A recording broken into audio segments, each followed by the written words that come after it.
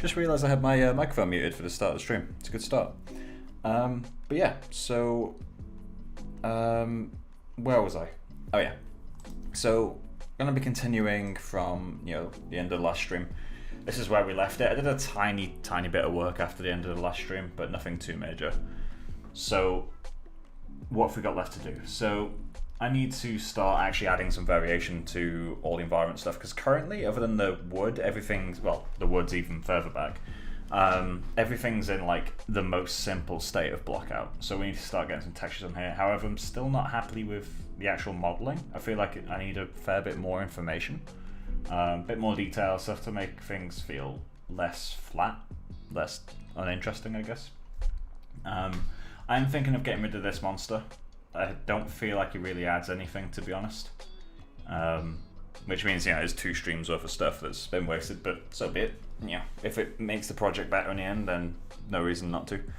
So yeah, we'll be getting rid of him, and I'm gonna kind of start detailing the environment model-wise. So not sculpting-wise, more like adding extra pipes here or there, that sort of stuff. So let me know if there's any issues with audio.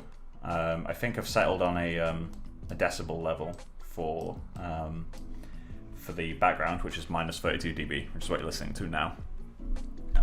Also some Magnus Clausen on, which is always a good thing.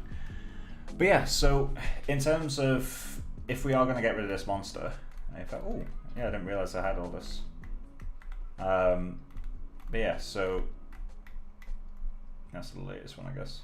But yeah, so we're just going to get, well, that's not the latest one. Let's just go all the way to the end. Cool. So, yeah, so we're going to get rid of the monster, and I'm going to replace it with something that feels a little bit more set in. So one of the problems I'm having with this project is I want it to feel Victorian, and I don't know what Victorian anything looks like. So I've had like a few things sneak in, like these feel way too new. I'm going to have to do something about those, but that will probably be down to sculpting or some nicer texturing. But the pipe, what I've got here doesn't make any sense. Like if you think of it like without a monster blocking it, this would just have drain water just run straight down here, and that kind of makes sense. But when I was Googling it, London houses in Victorian time apparently had drain systems like this one. So if I'm going to get rid of a monster, I might actually kind of mimic this a bit. So model a bit more pipe work coming down. Just have it kind of go into the ground, raise up a little bit. Maybe have a pipe coming over from the side up there somewhere. Just gets a bit more interest happening. Maybe have something wrap around the side, who knows. Just get something a bit more going on. Nothing too major though, just kind of, it's just pipes, nothing too difficult in terms of modeling. But yeah, so we'll do that. And I need to figure out litter wise, like what I'm going to put around the scene. Anyway, I've already been talking for like 5 minutes. Well, I was muted for the first bit, but still. Yeah, so we are going to delete this little monster. So let's get on with it. Let's get rid of that. And if I end up missing it, then I can always come back to these scenes. The nice thing about streaming all this stuff is when I forget kind of where stuff is, I can literally just check the streams and I can see my scene names. So we'll just get rid of them, and I can always bring them back from the dead later. Grim, I'm going to get rid of Drain it's Pipe Monster. Cool. And go into Geo, Character, Pipe Monster. So we want this to just go straight into the ground, don't we? So we're just going to need to do a little bit of cleanup model-wise. Let's just get rid of everything that point up. And then at the top, delete the inside of this. There we go. So now I can just continue that straight down. So on my other screen is that reference I've just shown. Let's hide the character group while I'm at it. Oh, and the box too. Oh, we can delete this too. Extrude that straight down. I'm going to just push that straight into the ground. We are going to kind of raise some ground around it. So.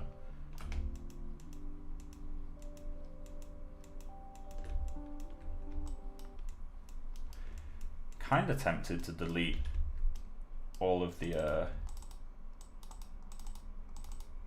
edge loops and just add them back in a moment.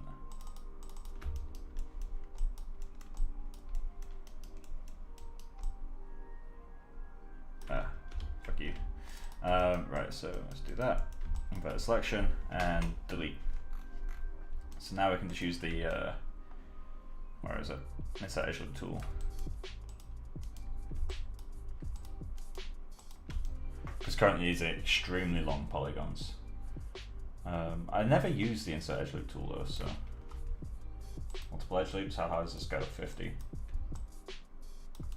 Can we set that higher, like 100? No. Okay, so what we can do then is multi-cut halfway along this thing and do 50 either side of it. So back to the insert edge loop tool. There we go. Nicer polygons. Delete history. Make sure this guy is smoothed at render time.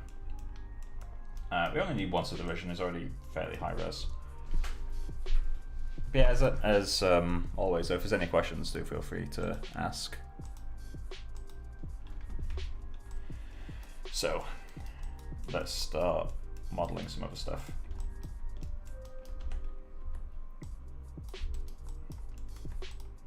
We're gonna need a cube that kind of raises the ground in that area.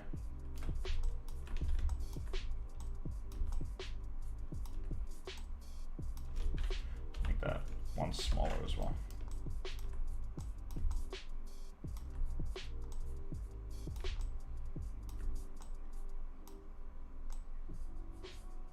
It needs to be like that high, right? Let's just use faces, it's only a square.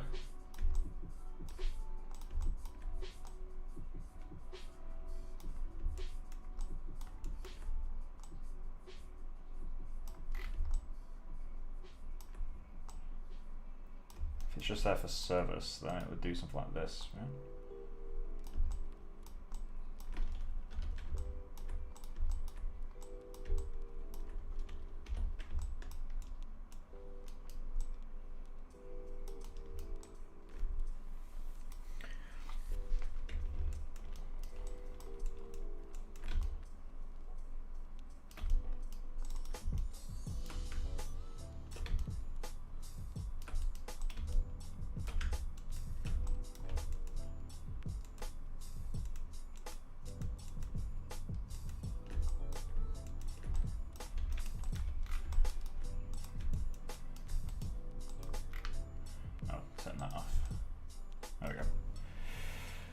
We might need to sharpen that up a little bit actually.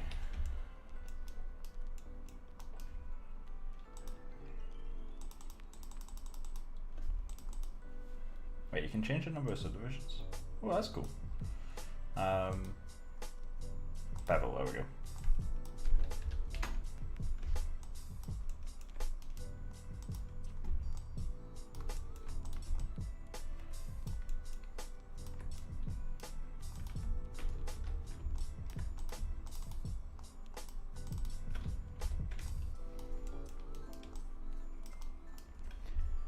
Let's just do something like this.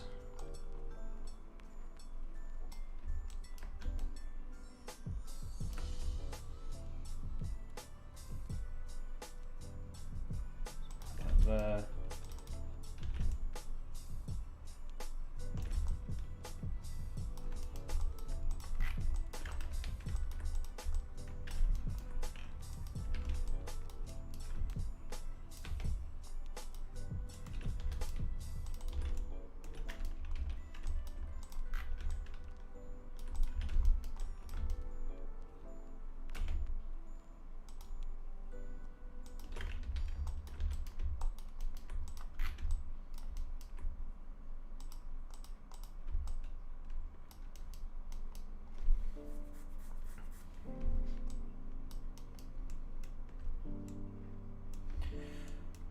So if we have another connection like here, I can move this up. Can I get it out of the way a little bit?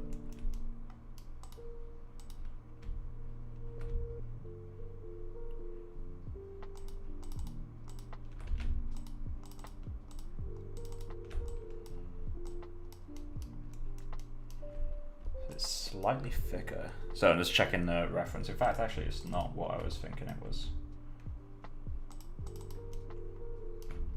Shoot those out slightly.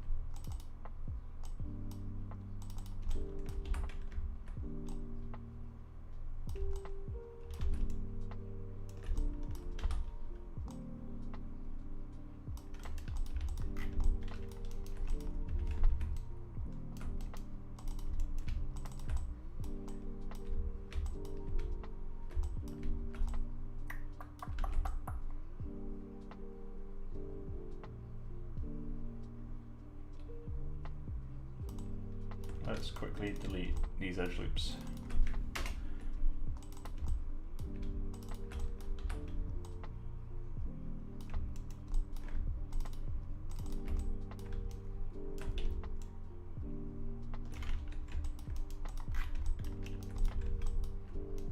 Got those middle loops and do that.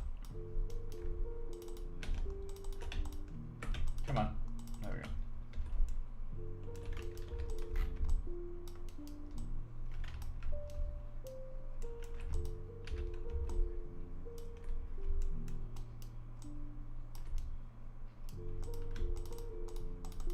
That's starting to feel a bit chubby because it's doing this. So let's just push that in a little bit.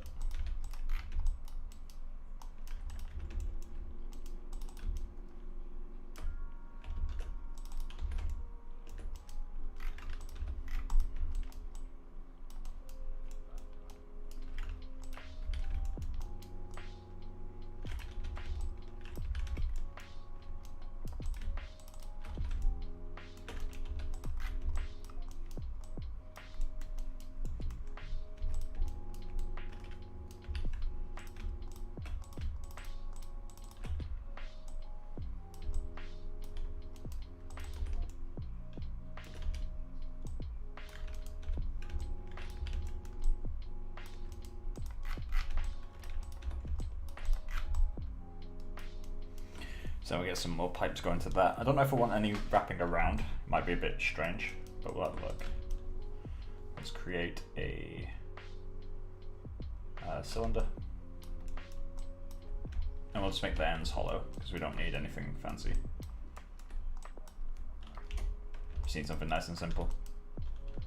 Oh, actually we should undo that and just take it down to 8 sides first.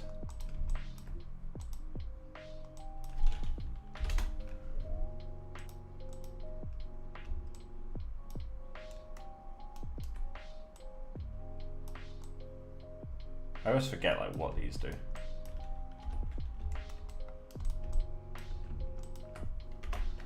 Cool. So we've got that.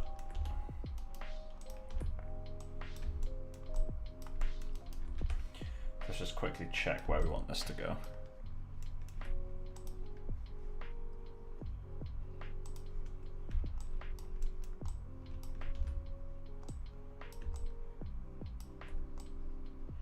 So if I have to go to about like here maybe.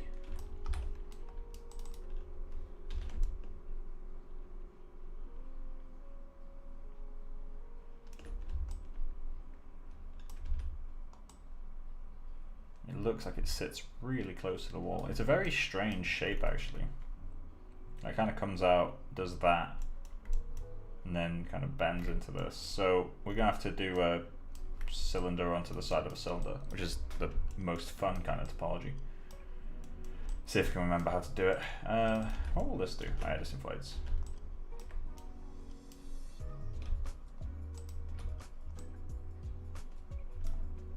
So that might be a bit much angle, so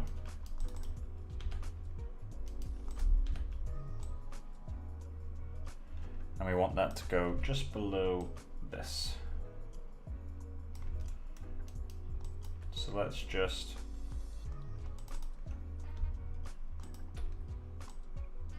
do something like that.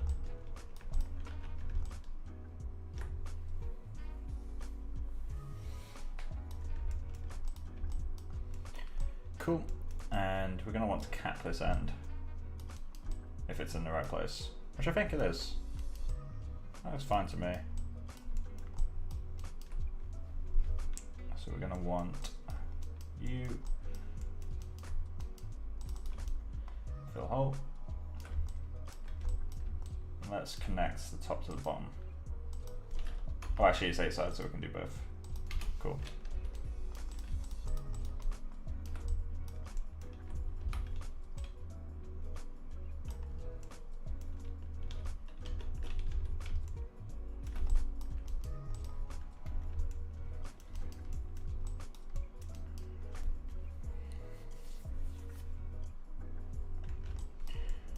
So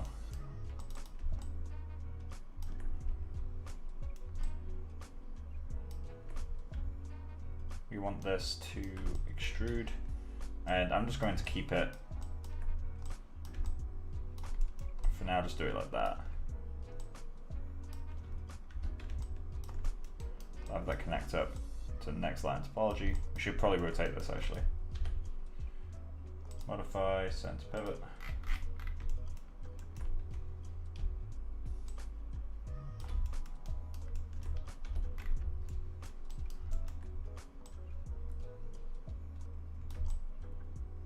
Cool, that's a bit better.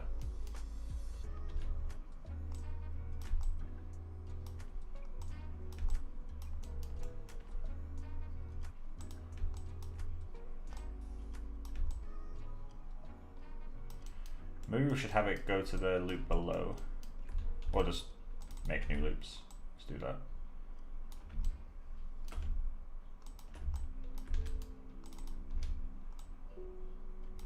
Actually, that's fine where it was. Cool. So we got that. So now we just need zoom in on that. Just going to do some stuff here.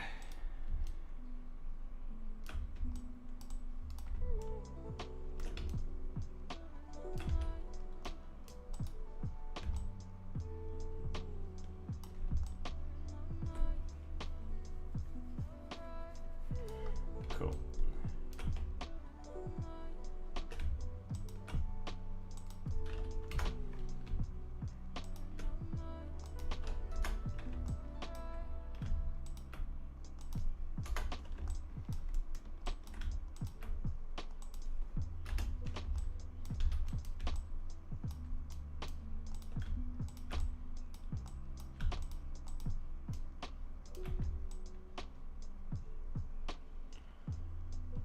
Is there a way to make these circular but without breaking shit?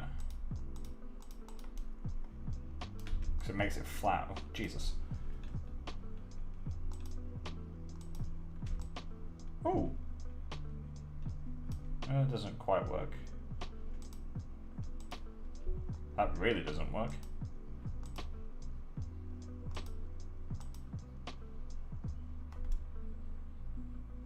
That's interesting. Non-Malorian, face average.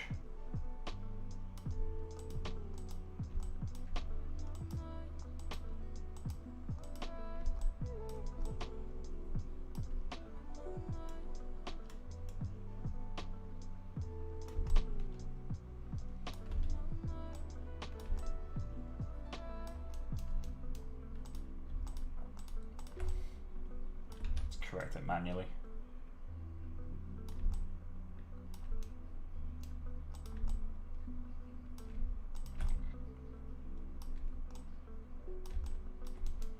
Cool.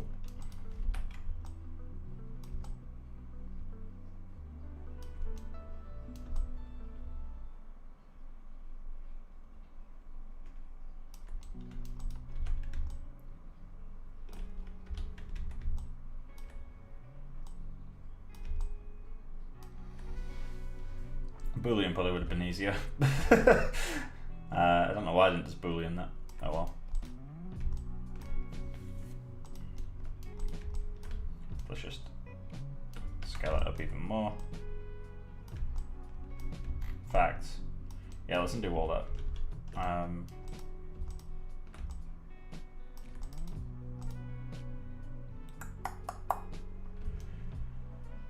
Merge to center.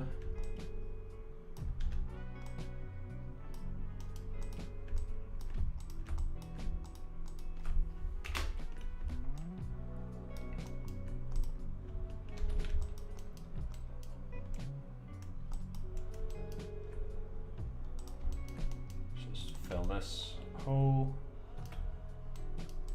and extrude that in. Just go that way.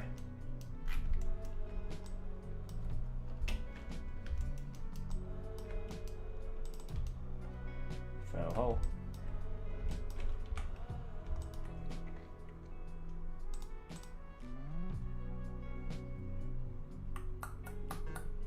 Alright. There we go.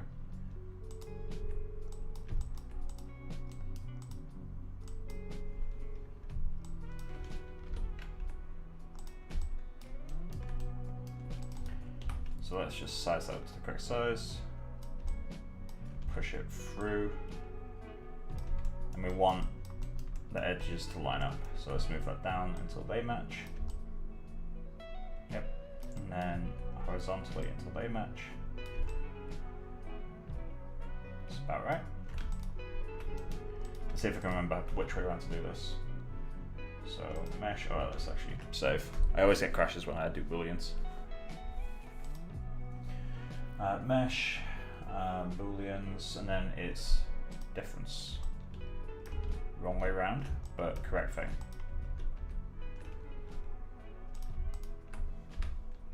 There we go. So now we can delete all this shit.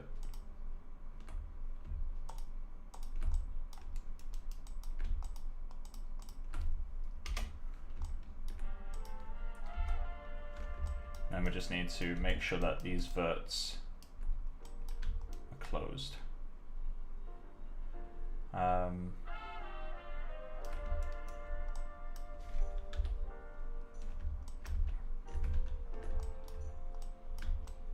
Manage verts.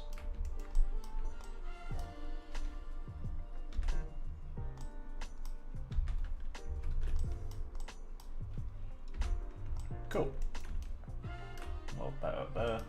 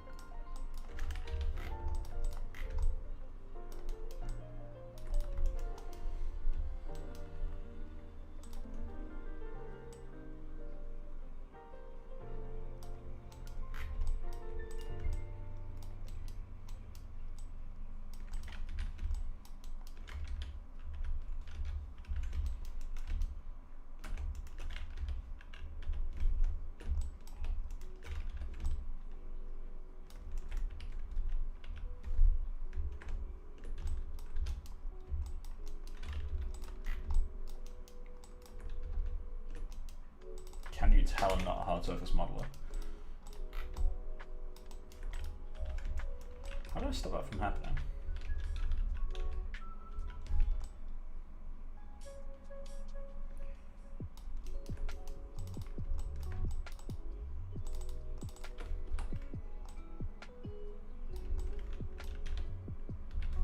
That helps it.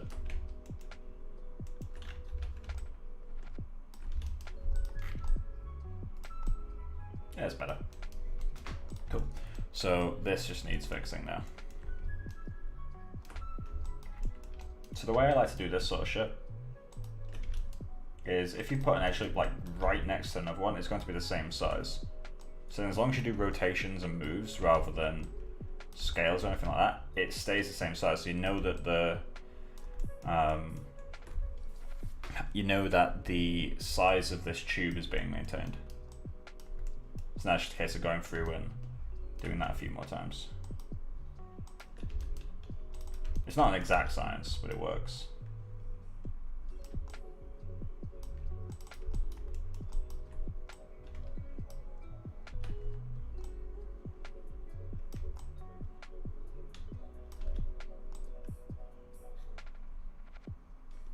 Although it does actually shrink towards this bit.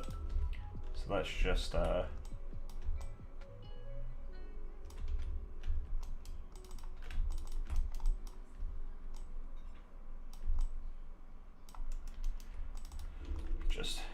bring that in.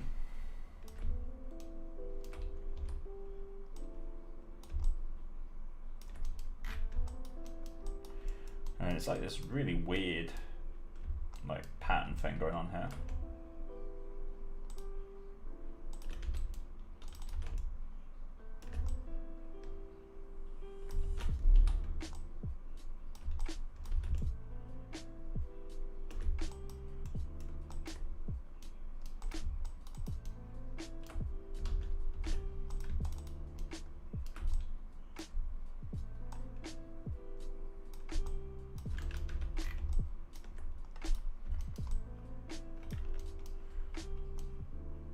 Yeah, it needs to harden the shape obviously, but it's basically the shape it's doing.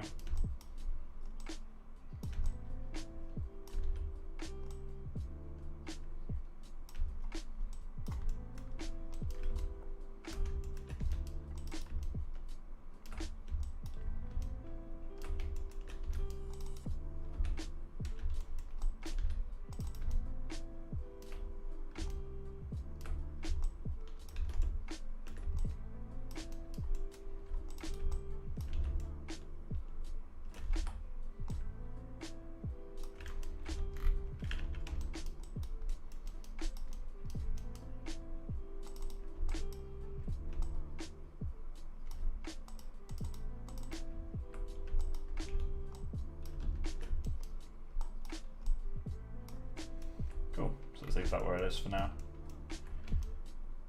Just quickly do this.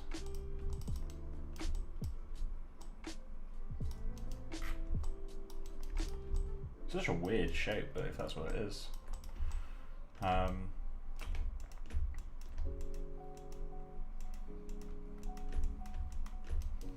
So for this one on the back, I'm just going to just push a tube through. The only reason I modeled this one in is because it is actually a physical connection.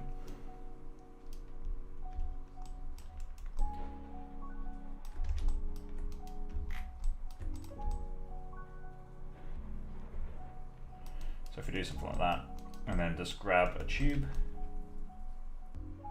I can just grab this one.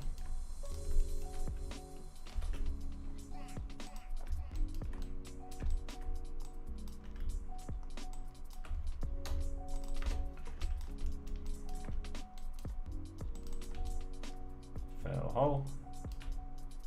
Fill a hole on that side too.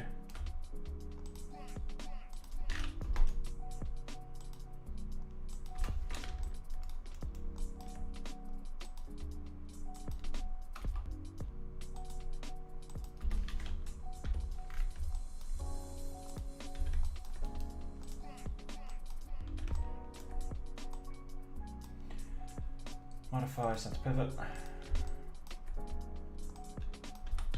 Scale it down. Make it longer. And just push it through the wall.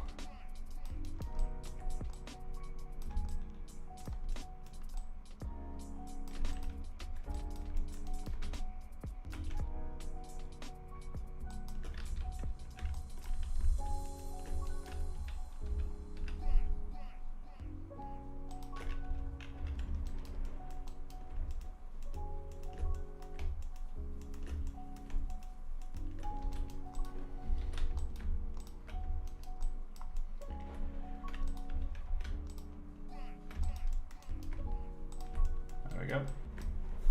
And let's just set that to mesh display, set to face, and then soften edge.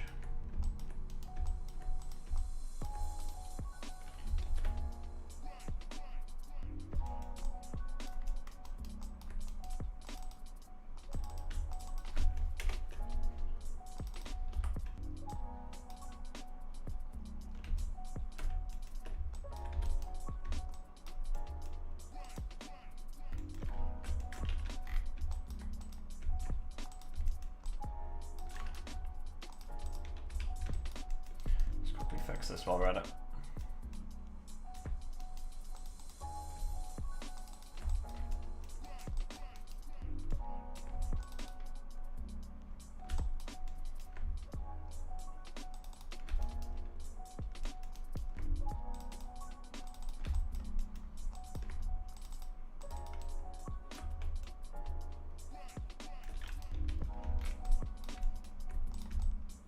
There we go.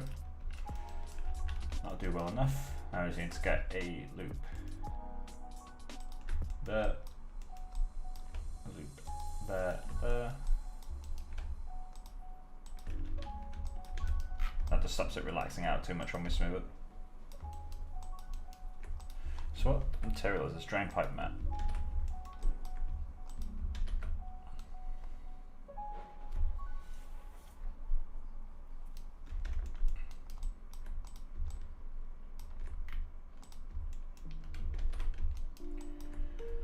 Let's quickly check that out, see if that looks any better.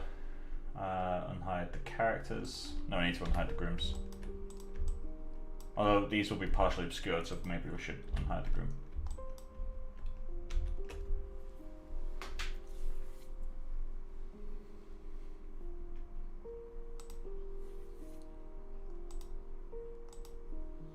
Leave that to do its thing for a moment.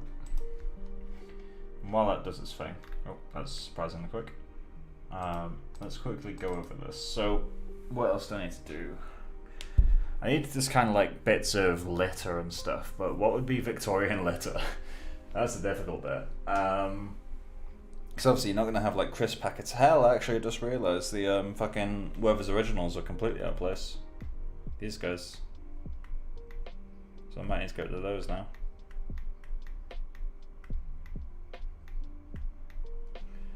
Let's have a look.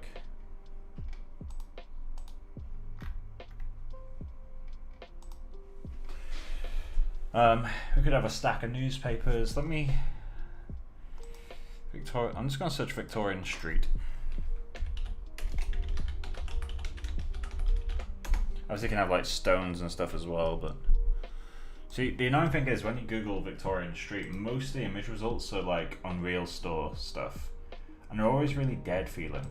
Like this is one of them. It's like, you know, there's nothing wrong with it. It just doesn't feel alive. It's way too barren, which, you know, it's just a street. It doesn't need to be full of stuff. But yeah, I need to figure out what's going to be kind of strewn around. This is really cool. Leaves, kind of, but we are in the middle of a town, so it doesn't make much sense.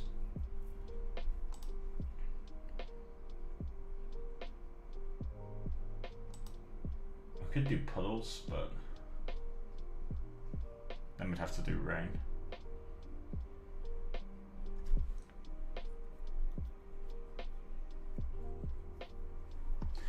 When was the Victorian era? Just gonna Google that on the screen.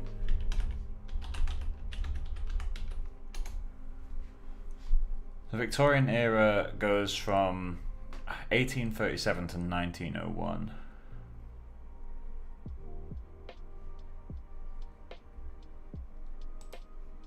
So it's just what, during the reign of Queen Victoria, I guess.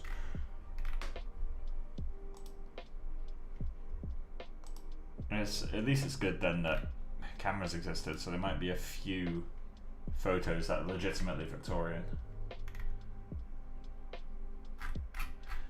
Victorian photos.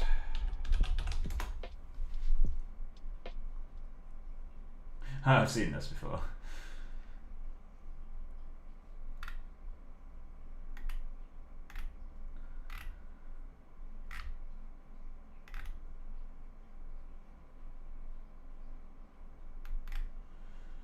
Is there going to be any of streets?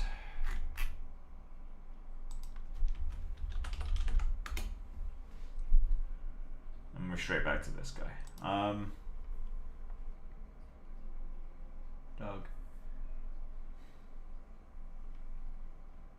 Surprisingly litter free. Well, I'm in a more rundown area in my project, so let's get to that for a moment. I'll put this on the other screen just for a second. Oh yeah, camera. Forgot about that. Let's.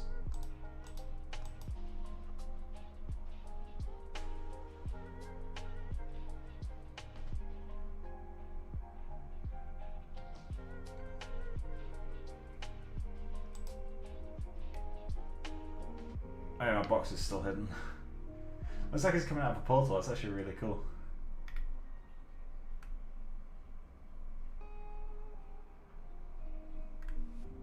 I actually kind of dig that.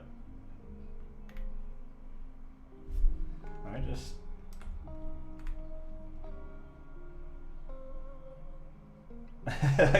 Annoyingly, I like that, but I can't really work that into the project. Because it's inside a box, it's kind of the whole fucking point.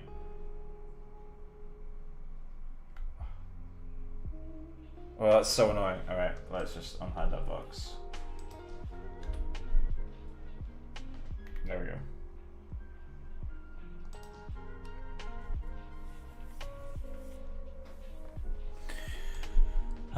Right.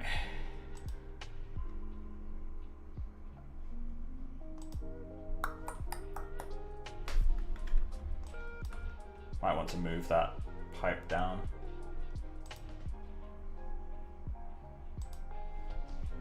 Oh yeah, it was in Maya. Why did I close it?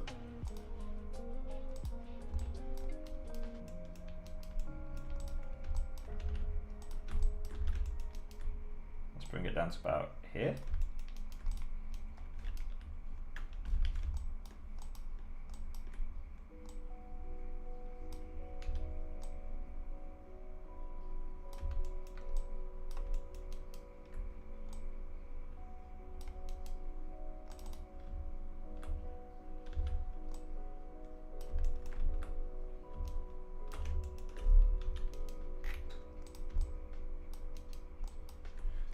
That.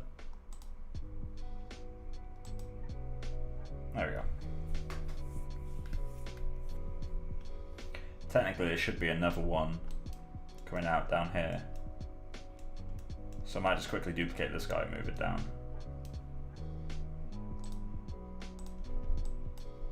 Just to test out how that looks. Then we'll change the endpoint of it so it's not too much the same. How do we do that though? What would be the easiest way?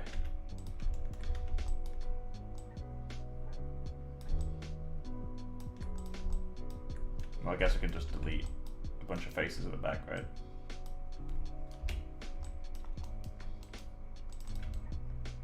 Fill hole.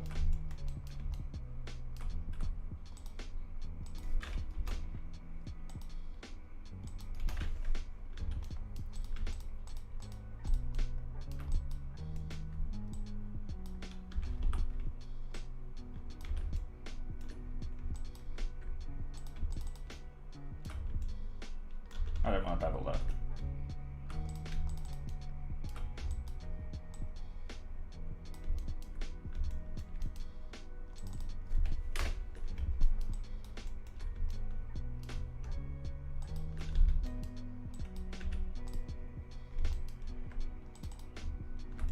Really doesn't like this camera distance, does it?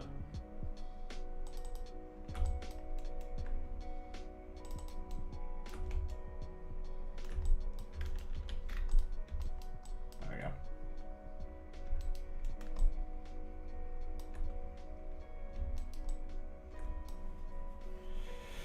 We're going to need stuff like that further up as well, aren't we? So let's just quickly, we won't see it, but just to make it feel more at home. Although technically that should be even higher still, shouldn't it? Should be like there.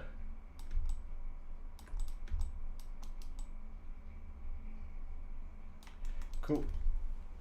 Let's get back into this.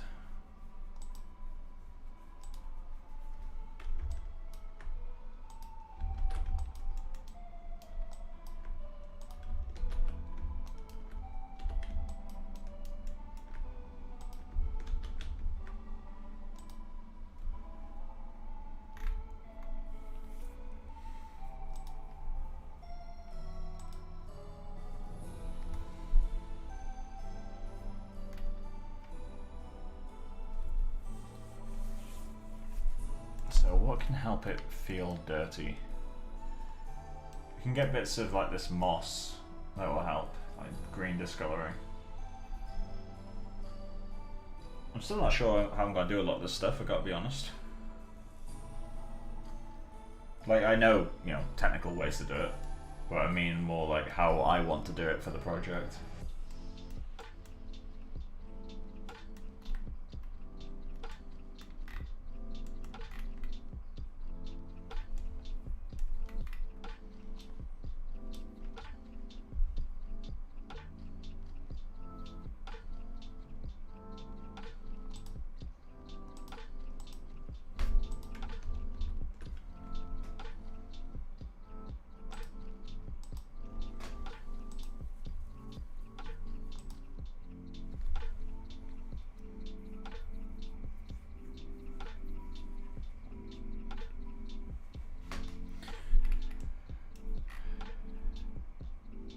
Let's check, what do Victorian lampposts look like?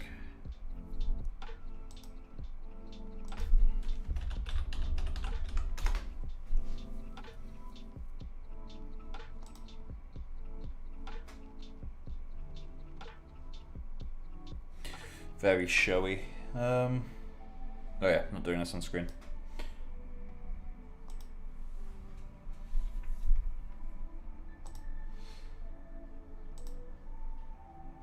What I'm wondering is, do I want to add like a hint of this, and that gives me a reason to have some of the lighting that I want.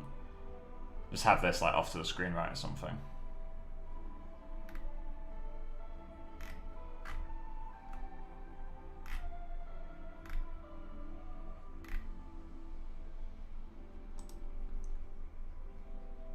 What's this ground?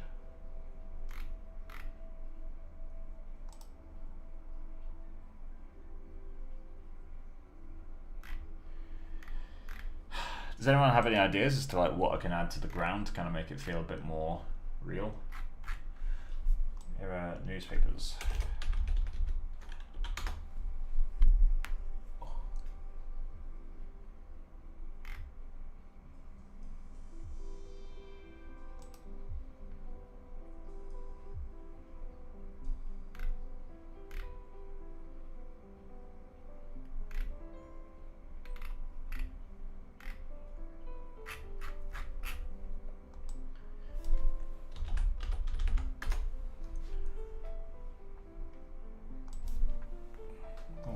Could be helpful.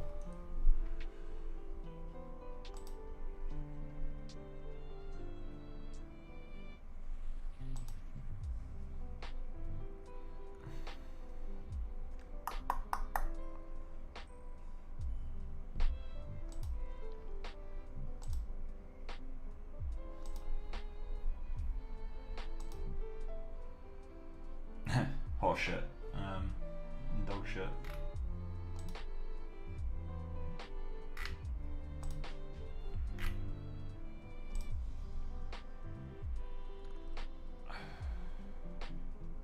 So no, this isn't Victorian.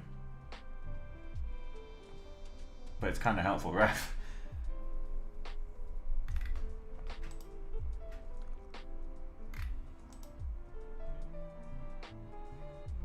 I don't think this is Victorian either, is it? It's just that old looking photo of a modern Victorian street. Still though, it's a litter.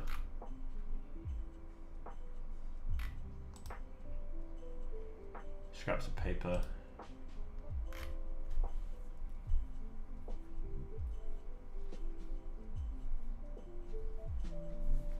What else can I do? Let's see how that render's going. Yeah, that looks much better. Having this rather than a monster just feels a bit more correct. Does this not feel a little bit tall?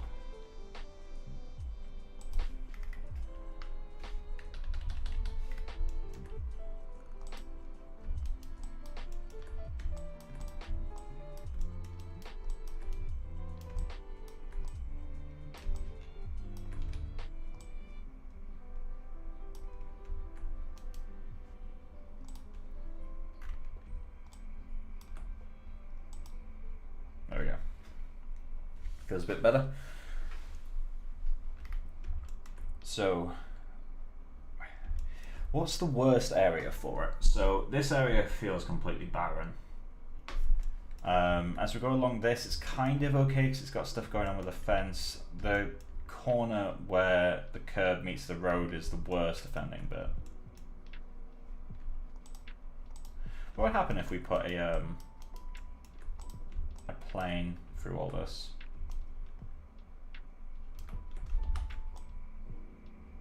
And just raise the level of that slightly.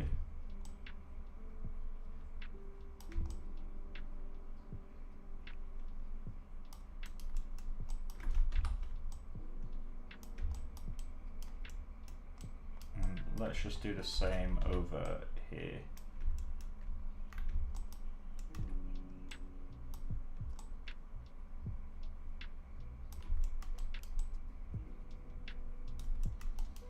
This is what puddles would do.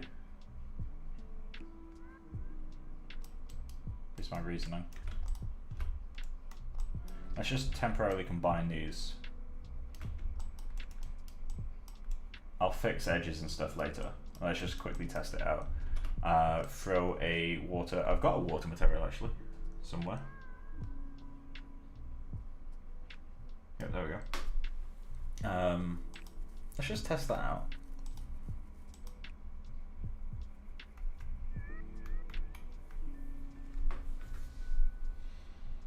Does that help?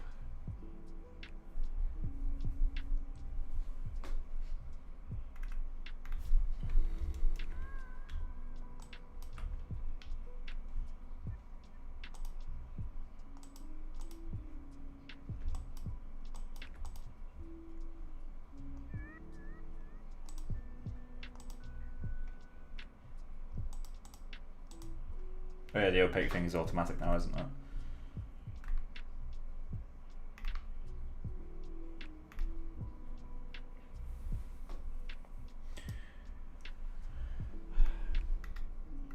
That adds a fair amount of interest.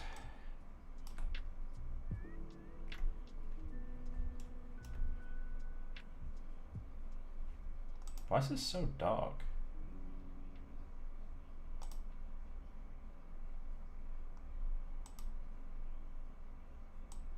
Let's just set that to white for a moment.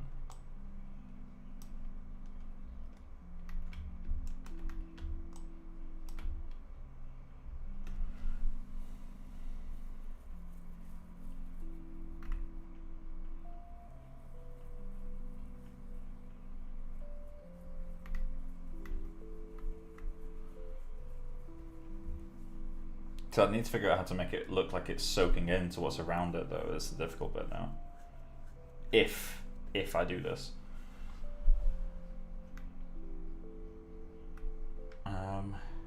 Let's just slightly decrease the color of it.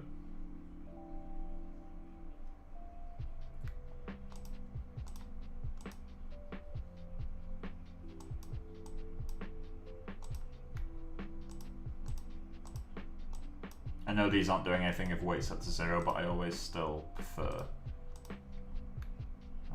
thin walled.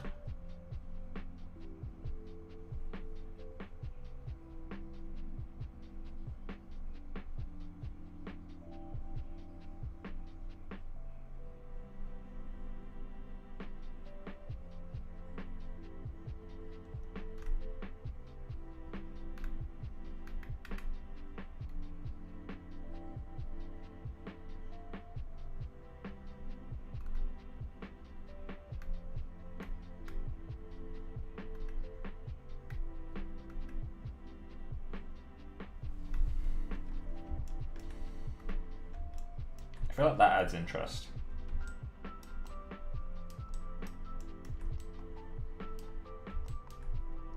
Let's just quickly optimize the model a bit, because they are massive and they don't need to be that big. So let's just delete like everything that's out of frame.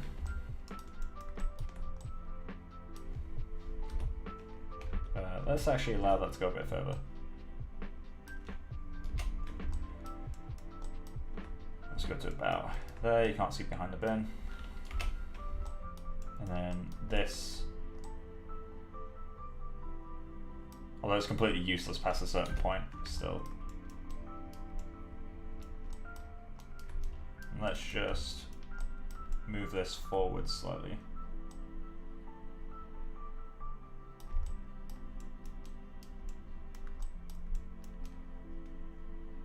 And lower it slightly. Just a little bit less in your face. And if we gave this the round edges normals, if we can grab it, there we go. So let's just call this rain, water, geo. What I'm going to do, I think this is the only mesh that has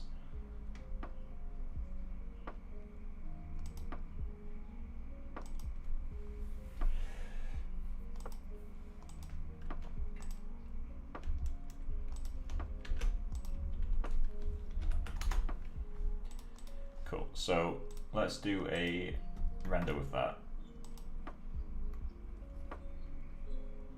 And let that clean itself up for a moment, because I'm going to do a comparison. So we need it to be nice and clean.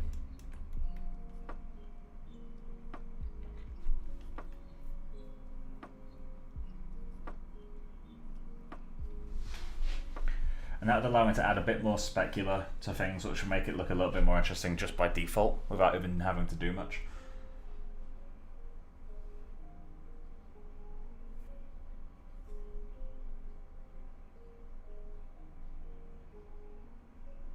The only reason I'm adding this is because in like a surprising amount of those references, puddles were just kind of sat around. So it makes sense to add something.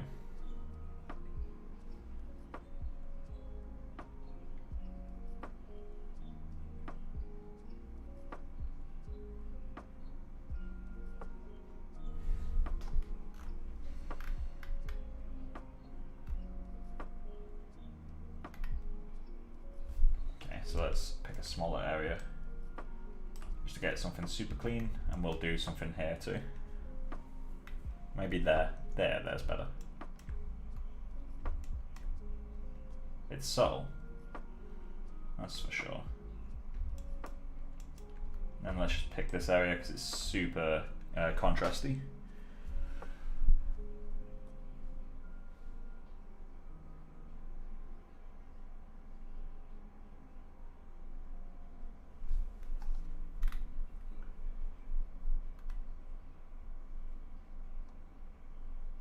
Cool.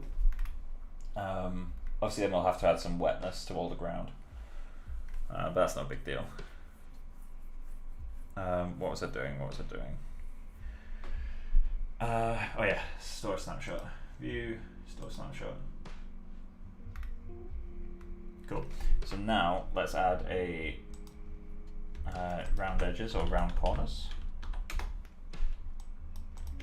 Bump.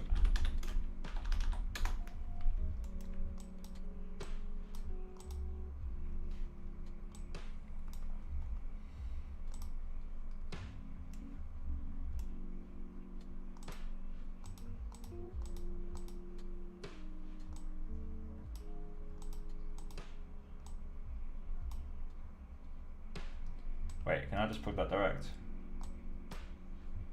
Let me just quickly Google AI around corners.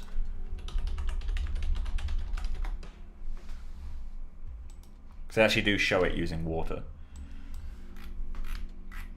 One of the examples they give is with water. Yeah, there it is. So how do they connect it up? Yes, they just plug it direct into normal. Ah, okay, so that makes sense. So you plug your normal into round corners if you've got any, and then plug that into. Alright, cool. And that's beveled edges, which, you know, as it shows here, just adds a bit of something to water. I should get some more highlights too. So let's just plug that in as it is. Do another test of right here. See if it makes any difference at all. Which I don't think it does. Let's set this to something crazy. Okay, so it makes some difference. Just in case of finding the right amount.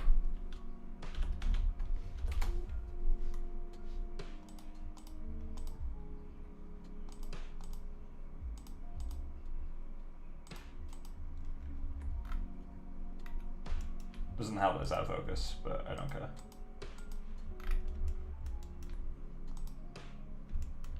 Let's just do a quick test here.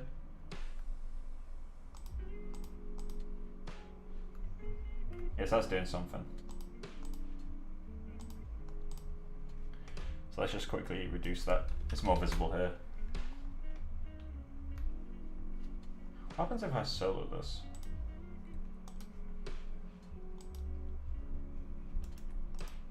Nothing, it seems.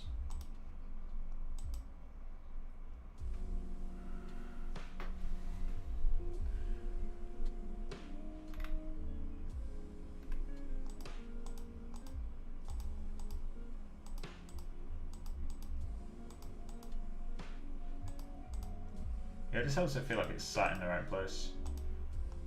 Let's just change it even lower though. Back to the yeah, no, we're getting something there. Increase that slightly.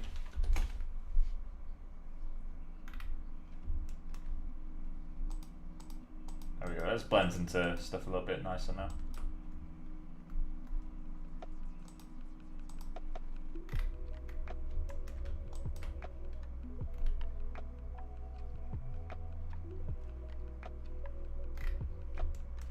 Cool, so let's just give that a quick.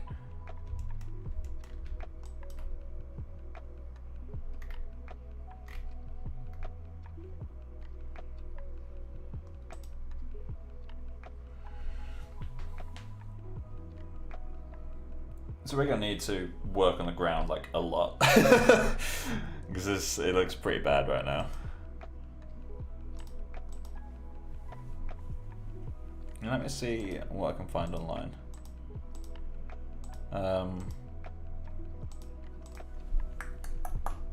Concrete. Let's go on to, let's check Polygon.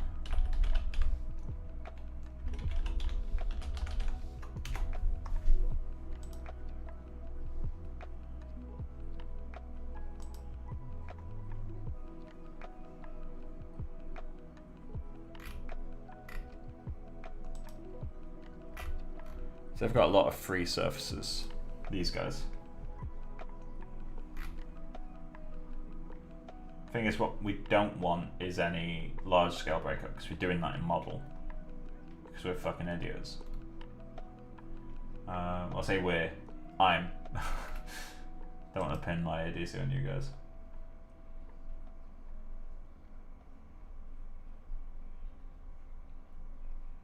So that's quite promising. It's plaster though.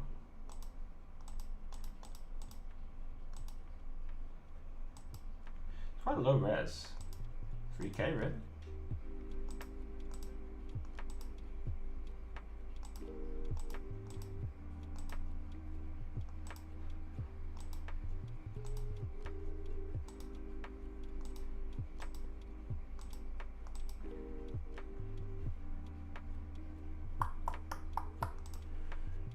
I'll have a think about it.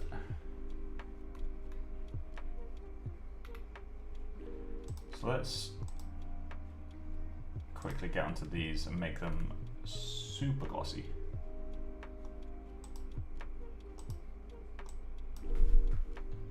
Actually, I should keep that back where it was, shouldn't I?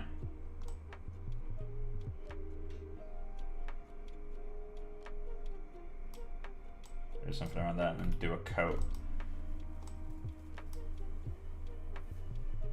of now 1.335.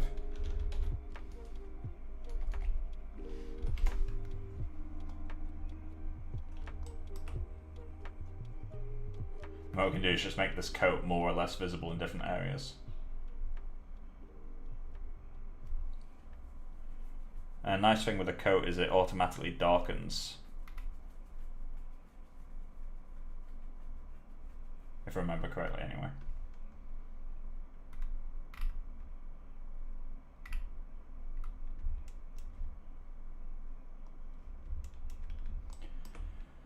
Let's just do the same with these guys.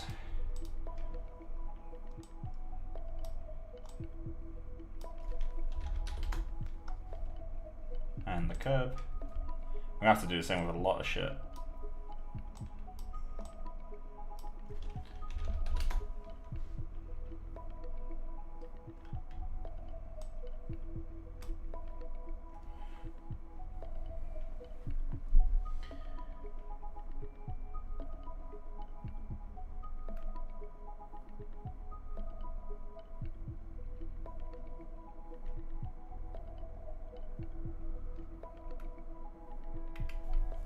That already looks so much more interesting than it did literally like a couple minutes ago. Reflections are the make my scene pretty button. Like with zero work, reflections can make stuff look better. Which, FYI, is not a healthy thing to rely on. If you're looking to get into the industry, please do not overly rely on reflections. Oh, hey Jordan. Hope you're doing well. Lockdown, staying safe. Need to see you and Becca again when we can. Yeah, it'd be great to see you again, man. It's been... God, when was the last time I saw you, actually? It was a night when we all went out, like Becca's family, like, what, a year and a half ago? I think that was the last time I saw you. Chat dead tonight. Yeah, chat is dead tonight. Until literally like a minute ago. Thank you, Jordan, for helping revive the chat.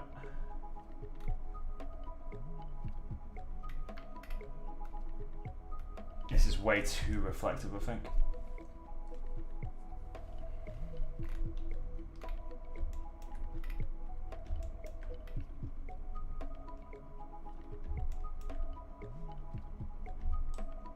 Should I assign this to the paving slab material? I need to paving stones, there we go. Or the curb material would be better suited, actually.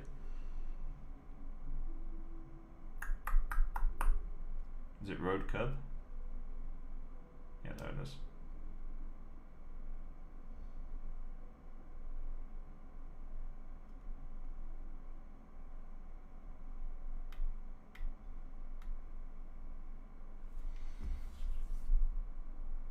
When he grinded on it. Oh yeah, I forgot about that.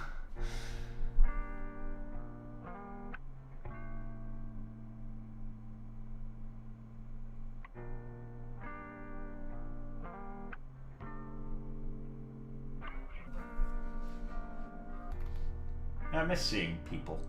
People are cool. Alright, why is this so much?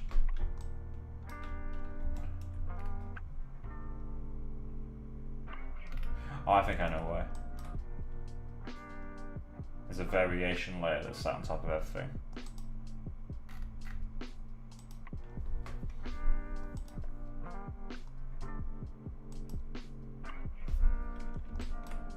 Yep, there we go.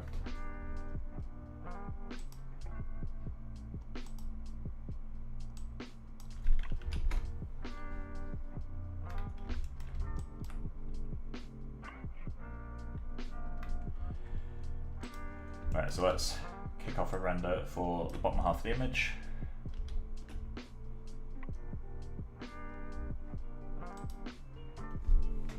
I need to add a bit of sheen then to the bricks as well, and the wood, and the characters, and fuck, why did I add water?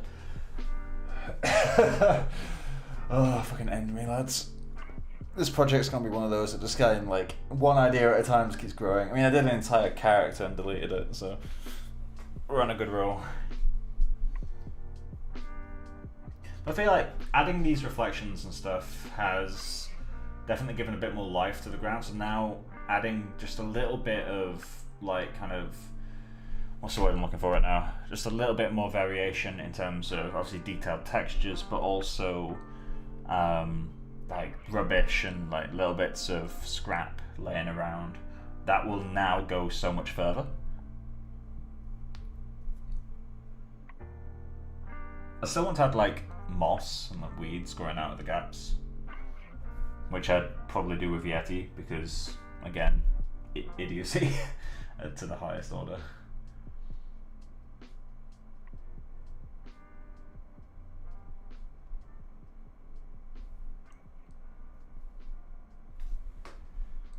While this renders, I'm just going to run and grab a drink. We're back in a moment, guys.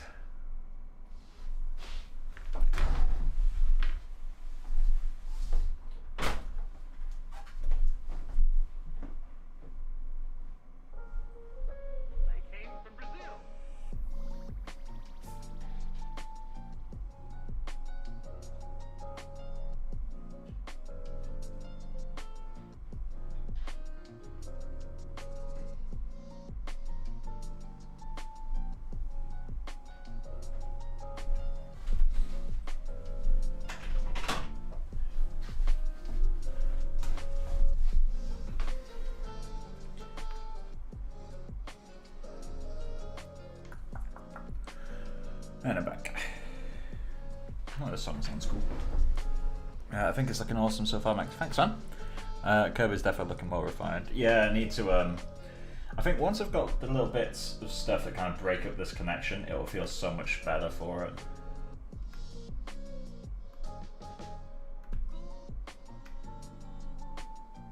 I'm actually amazed at how much of a difference adding that layer of water has added. I seriously, like, it's... Okay, apparently OBS disconnected, but it should be back now.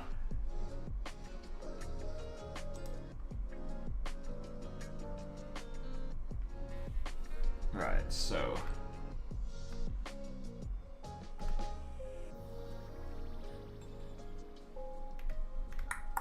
what's the next thing to do? Obviously still need to do the wood planks. I'm kind of putting that off at the moment because I kind of want to get the street working fully. I just need to do a bit of work on these bricks now, don't I? So let's just quickly just do this little section. And let's add that coat.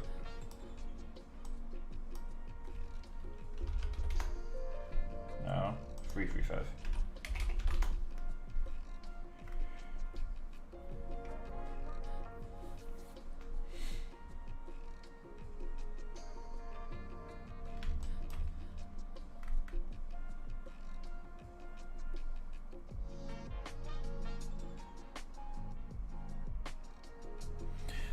Are you planning on doing any sort of workovers in on external programs? Yeah, I mean, I'll probably be going to Marvelous Designer to do a bit of the scrap because I kind of want to do like newspapers and stuff. And I'm just going to use Marvelous because I've paid for it. I'm going to fucking use it. And I need to do some rocks, which are pretty quick to do in ZBrush, so I'll do those there. And we do need to do a detailing pass. I just need to decide what needs the detailing pass, because a lot of it, since the background's out of focus, I don't need to detail a lot of stuff.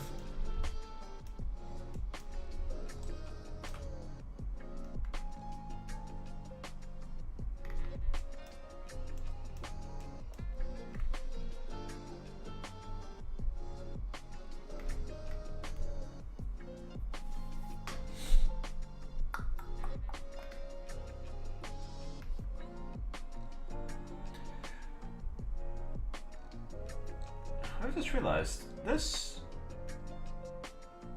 normal coat normal. If you plugged round corners into that, would that mean that the coat fills gaps? Or am I thinking too much into that?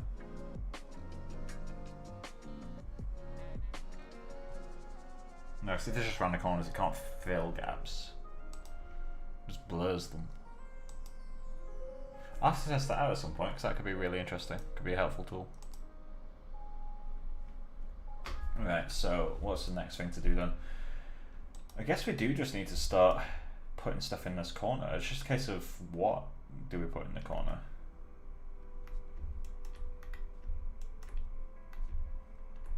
I also kind of want to make the water darker. Let's do a quick pass of that.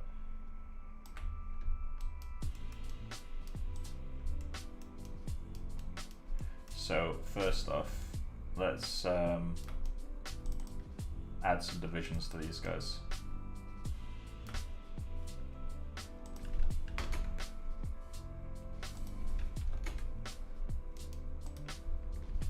Cool. Just so we can see it when we do wireframes. And then the next thing to do is to just test different strengths of the color. Because the lower we put this, the darker the puddles get. And water does have a darkening effect.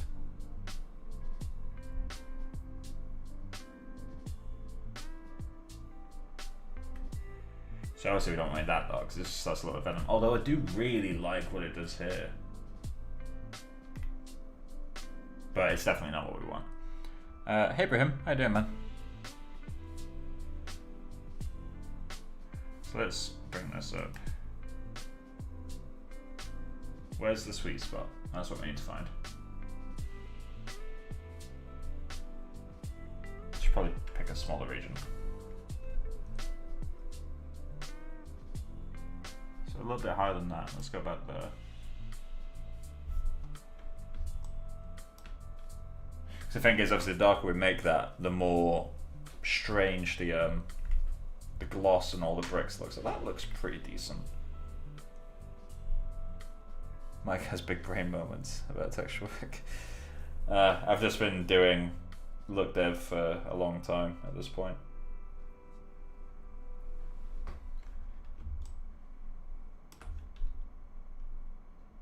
Granted, I've met some people that just make me feel like a fucking idiot.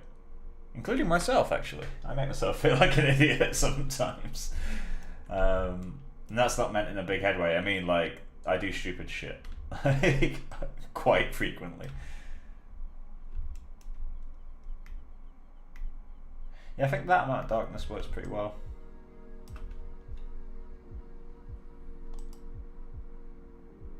Wait, what? Oh, that's specular.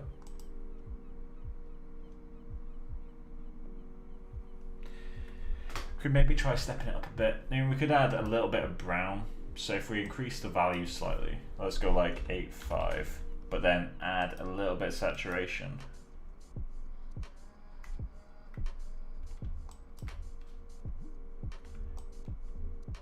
Let's get the hue right. It's so sensitive. It's a bit more towards orange. And then about there.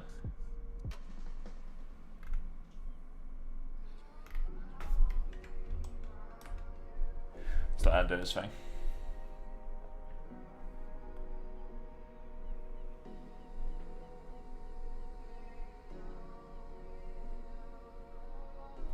A little bit of an orange tint will just make the water feel a little bit dirtier. So maybe I've just been staring at this for too long, but I think that helps. Something else I'm going to have to do as well, actually. Let's just bring this over. Where does this end? No, not you.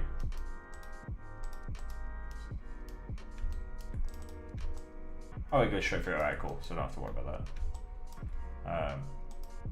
In fact, actually, I do have to worry about that. Because that's going really far back.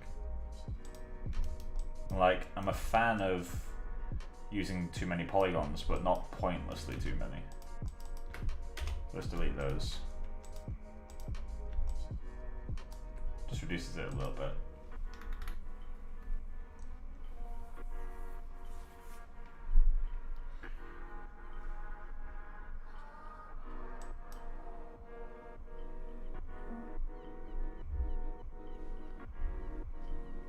So while this shits itself, oh there we go. Let me just quickly save. Why have we got a really clean strip along the middle? So let me just do a, what's the word I'm looking for right now? Oh, default scene. Let's do that. And then while that goes, I'm gonna look for some more photos of Victorian streets. Let's just have it over here. Yeah, because what we're currently missing in terms of our water effect on the ground is like these little patches that feel a bit more wet than other areas. So what we can do for that is have a noise that goes over everything, like a very soft one. That just slightly increases the roughness and spec for some areas. And that will just add a little bit of this kind of feathering. It'd be very mild, but it'll be there. Because currently this feels too uniform. Although part of me does like the uniformity. Why are puddles such a recurring thing though? Is it just that they had no fucking drainage? Everything had to evaporate? Or very bad drainage, I should say.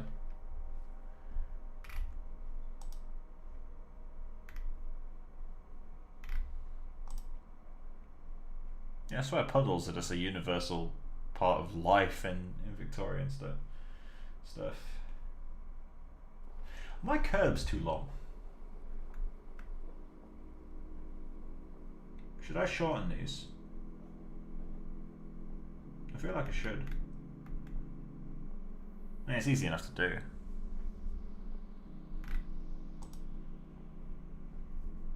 Yeah, let's do that actually. Oh, but God, I'm gonna hate myself for this so much. Okay, so they're already bent using the lattice deformer, so I can't just move them along. So now I've got to decide, do I actually want to change it? Do I want to go full lazy on this? I shouldn't. Will it actually make a difference? Let's do a quick test.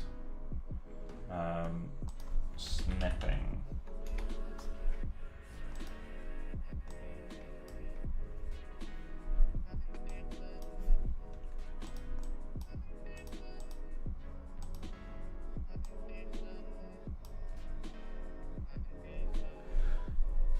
Does that make any difference, or am I going crazy?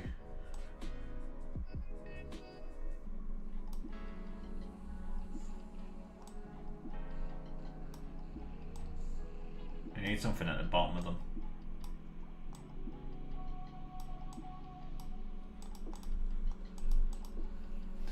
Having an extra split there does help. Luckily we only have to do it for one curb. And we might be fortunate in that that one curb is actually flat.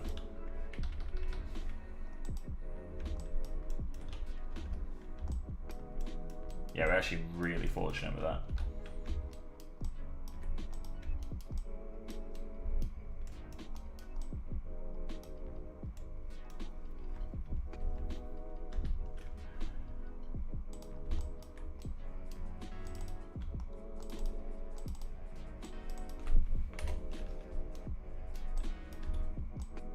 Oh, alright, okay.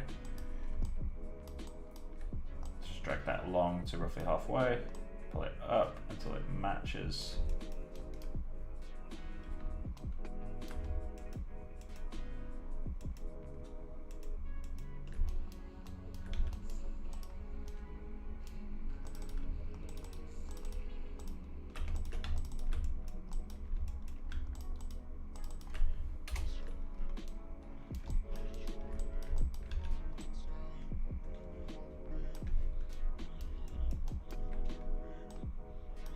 I hear Becca just like stamping around outside. I don't know what she's doing.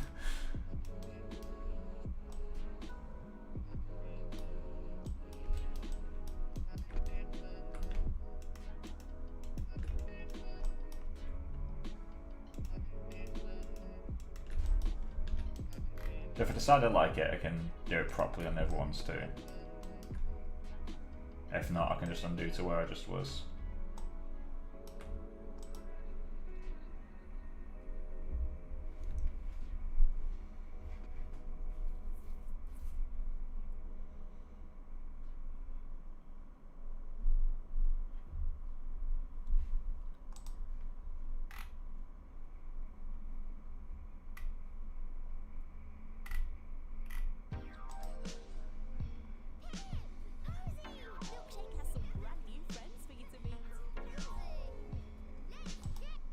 No, I just realised that would be coming through the stream with you guys.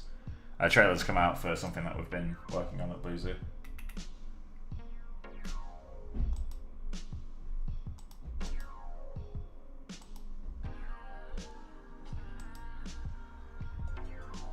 Okay, this is struggling. Why is it struggling?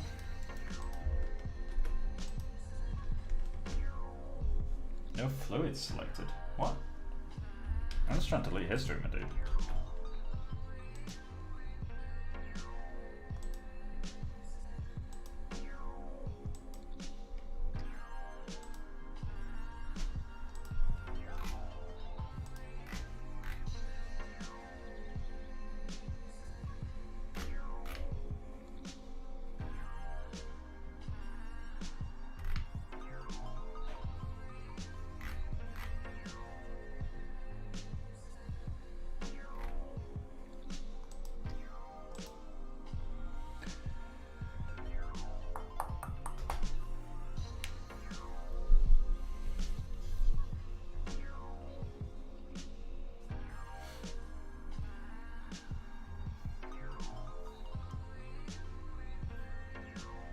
Why is this struggling so much to do a render?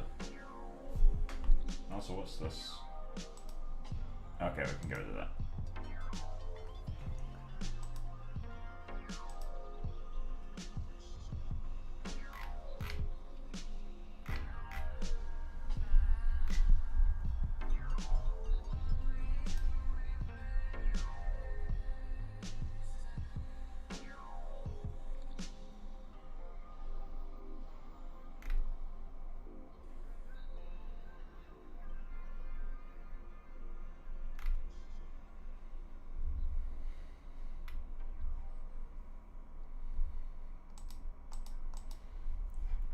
Hey, finally. Do I prefer the shorter? Yeah, I think I do. So let's kill that and get it to have roughly the same gap as the others, and then we'll just quickly fix up the model of the other ones. And we don't have to because they're off screen, but I'd like to. So.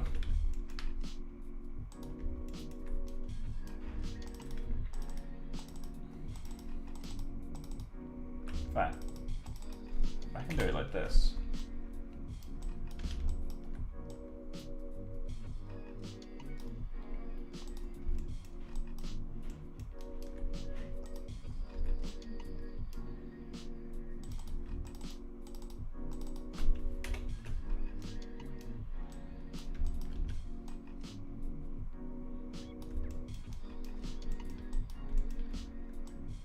It's a nice thing about doing procedural shaders that don't need UVs. You get to do this sort of bullshit.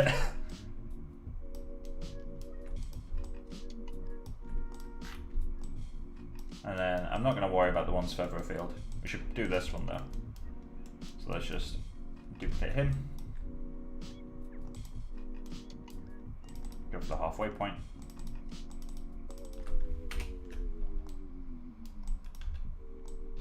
Wow. That.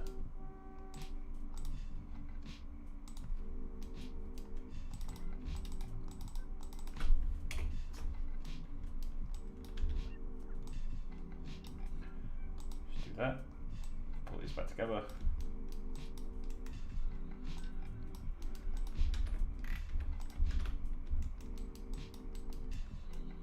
And I guess we may as well just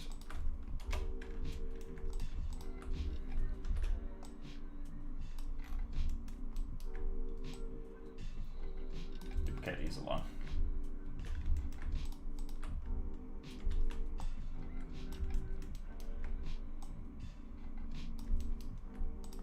There we go.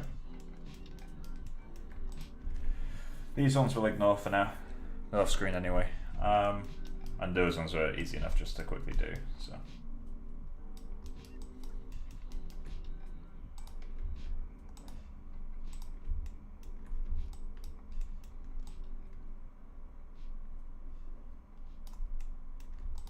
I'm wondering if I should raise this bottom level just slightly. That might make a bigger difference than I anticipated, to be honest.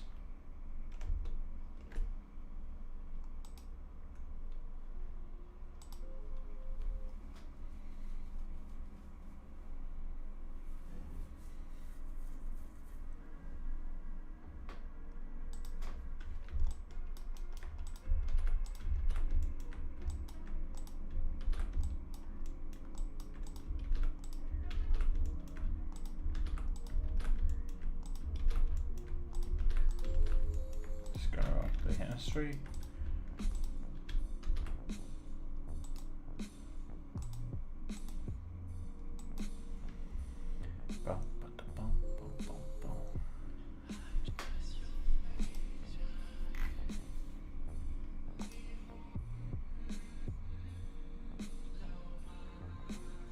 So what I'm wondering now is, oh, actually, let's see if I've got that over there. Cool.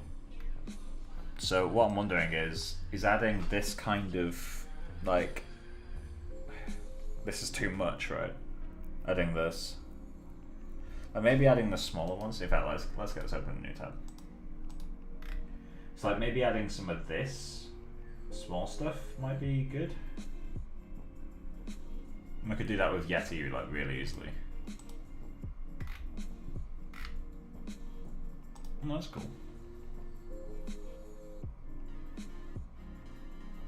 I love photos like this, where they mix like old and new.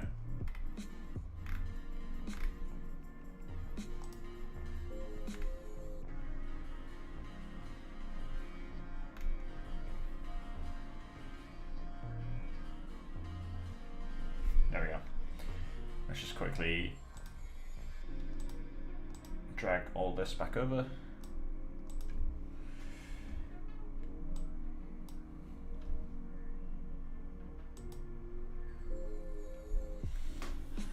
Let that render for a moment, see if I've got too much water or not. I feel like I do.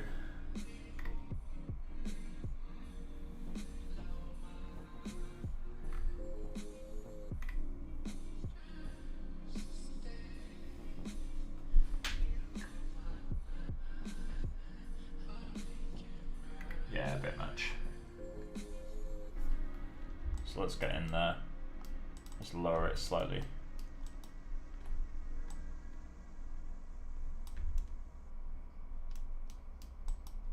Something like that before, I think. Yeah, that's about right.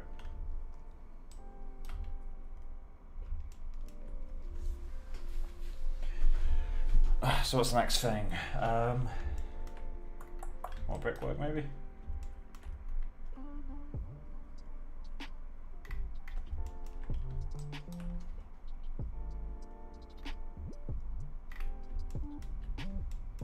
What time is it? Alright, it's 9.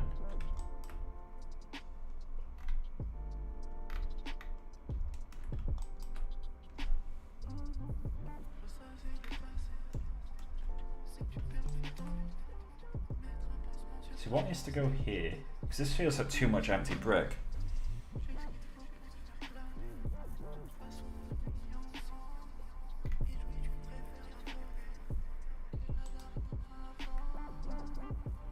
What I'm wondering, I might just experiment in, what's the word? In Marvelous Designer for a moment. I'm just going to black out my screen because I can't remember if Marvelous Designer like shows up with stuff on screen as soon as you open it.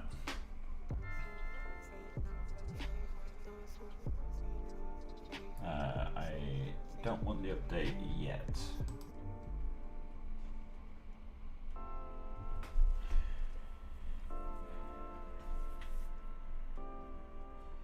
Okay.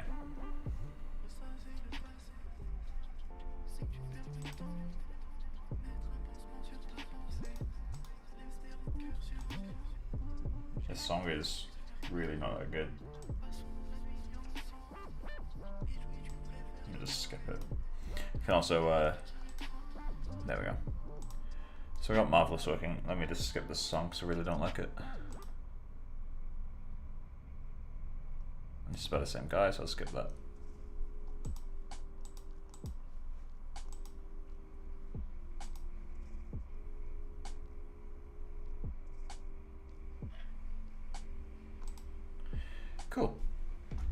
So let's have a quick look and see if it's possible to make scrambled paper, or scrumpled paper even. Just trying to remember how to do anything, to be honest.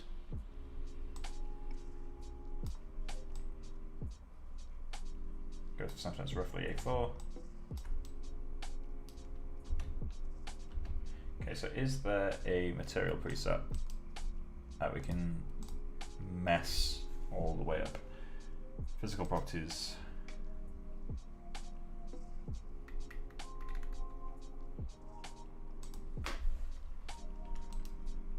Let's reset 3D.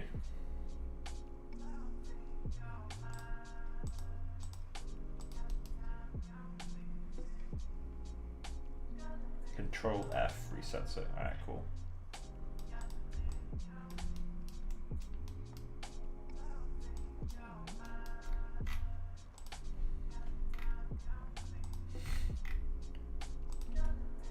Okay, so Control F. Is it Shift F? I've already forgotten it. Oh, right, okay. Is there a reset 3D arrangement all?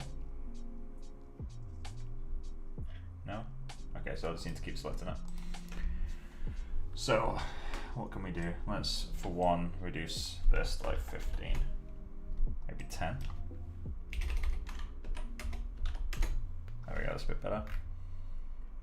And let's just see if we're able... So we don't want any stretch, because it's paper. Shear, so what does shear do?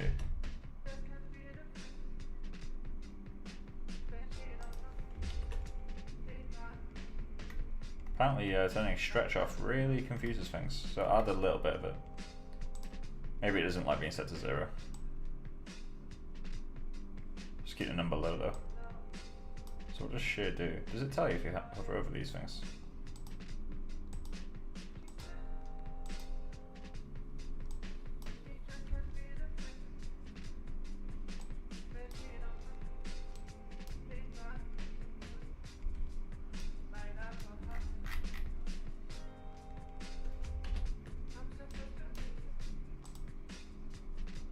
Let's put shear all the way up.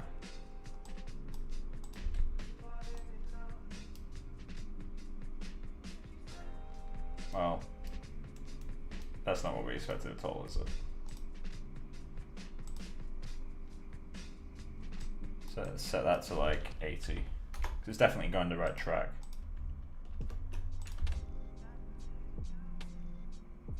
It's just so weird looking. What else is there?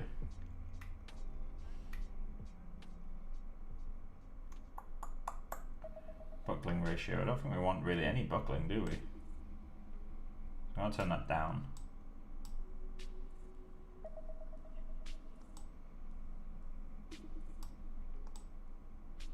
I'm completely, this is shot and up by the way, I have no idea what I'm doing right now.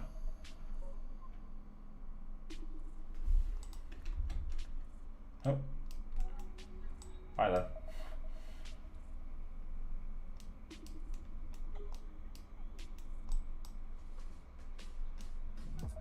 Yeah, maybe I shouldn't do this live on stream. Maybe I should figure out what I'm doing off stream.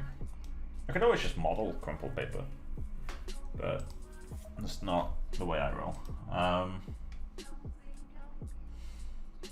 Polyester might get some of that crinkling effect. How do they do it?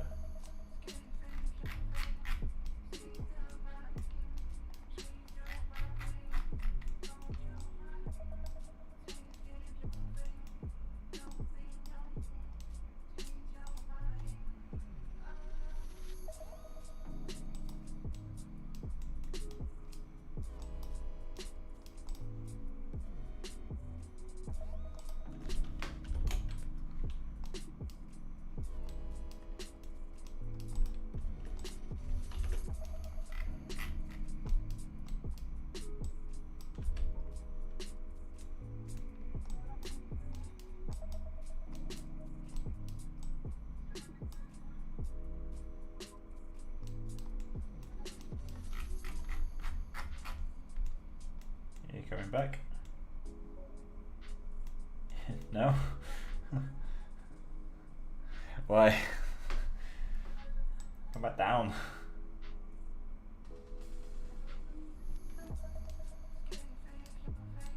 Okay, I won't use Marvelous Designer to do some paper.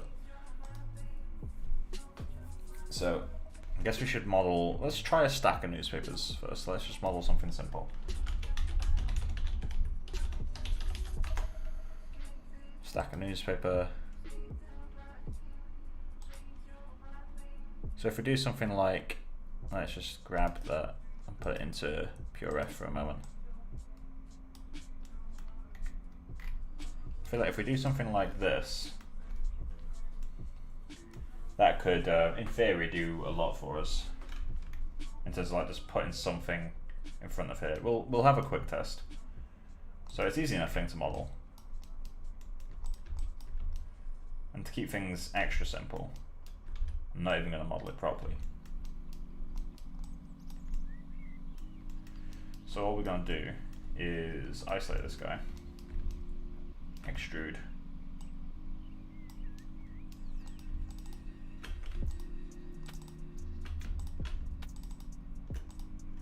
What the fuck are you doing?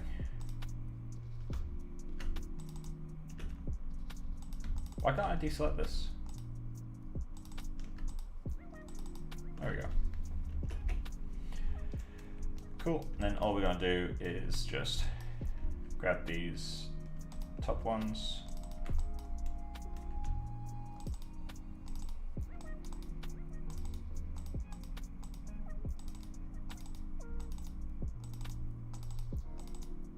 I know that I could lower the poly count. Cool. Bring that down. Get that there. Get you. Inflate that out slightly. Inflate that down slightly. Inflate you down a lot.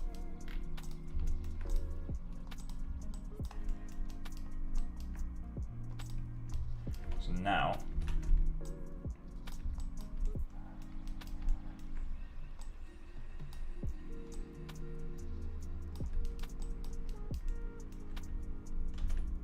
all we're going to do is this sort of shit.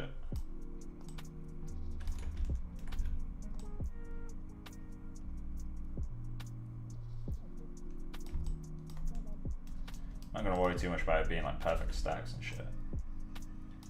Let's actually delete that one.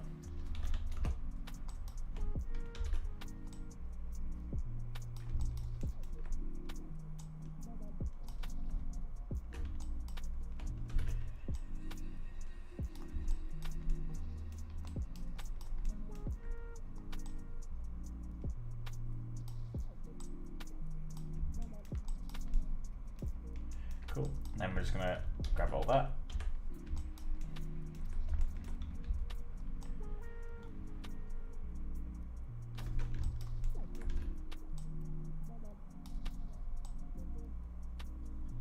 Put those in the middle.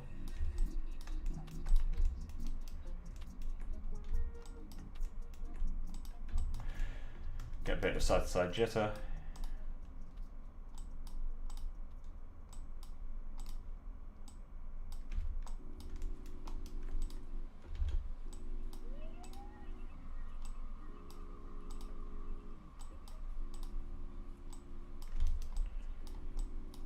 Bit of angle.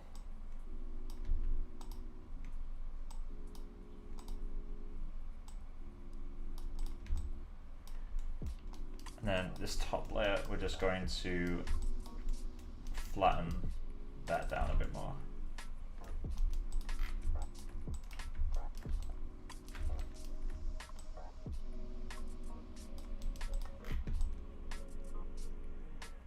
And for a basic newspaper stack, that'll do.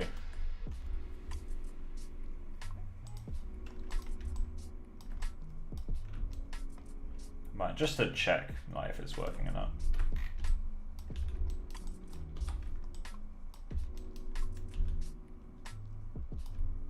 So where in our image will that work best?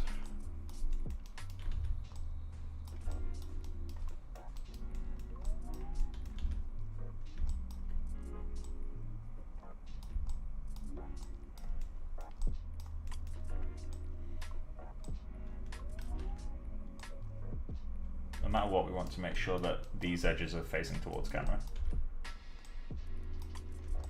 And then let's just duplicate that up once we got it lay on the ground. Like that.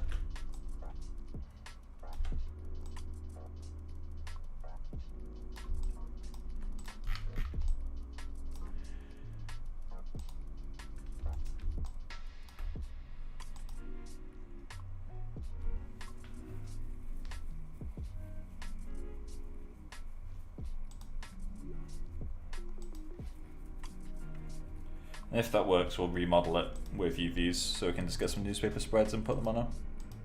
Nothing too major.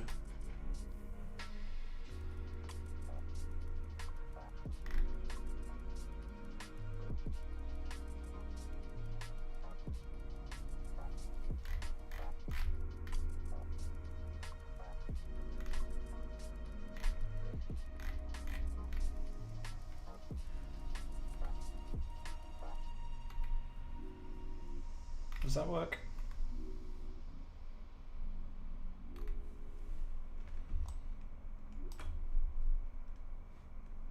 How small are they actually?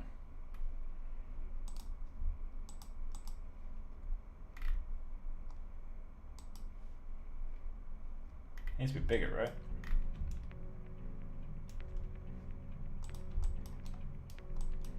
Newspaper stack's like comically big.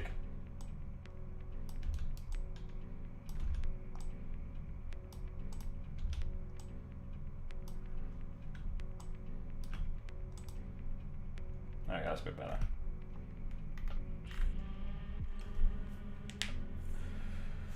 So now let's just get that basic string around them, which is easy enough to do. So I'm going to delete one of these.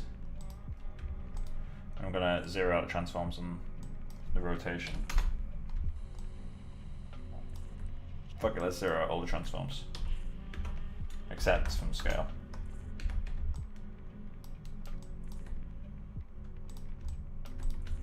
So what am I going to do for this? Well, I just need 2 pieces of string. So easiest way I can think of would be to do this. So let's just grab this guy.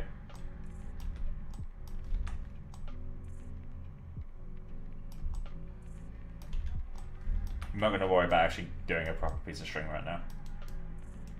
I'm past that point. What I'm more worried about is just getting something in place.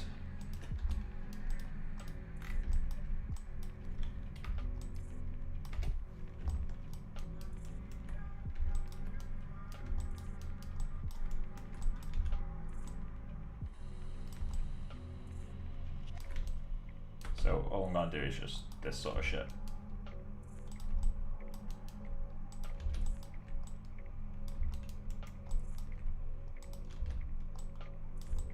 And if I decide I like it later on, I'll model it as an actual piece of string.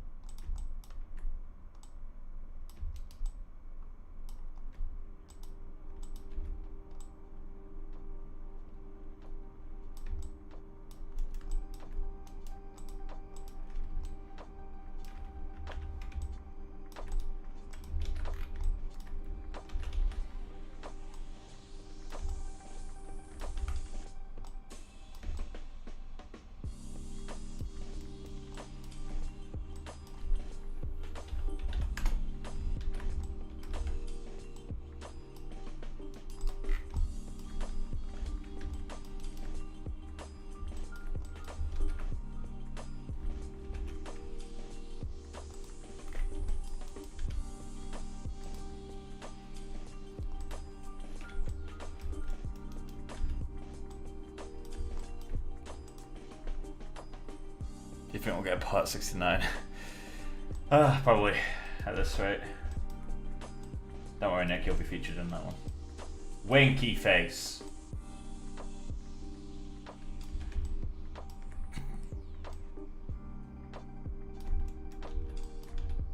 Did I make that obvious enough for you, Nick?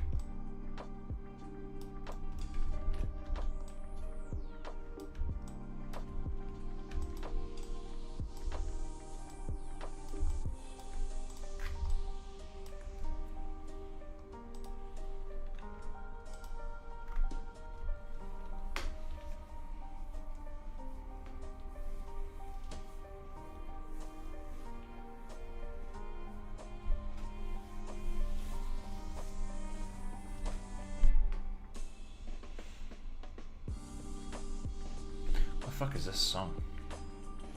I feel like I've got off the good stuff now.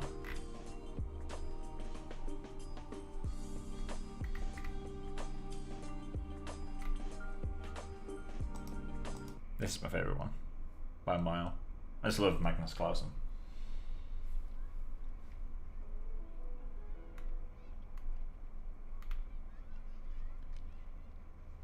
I think the pages are too thick.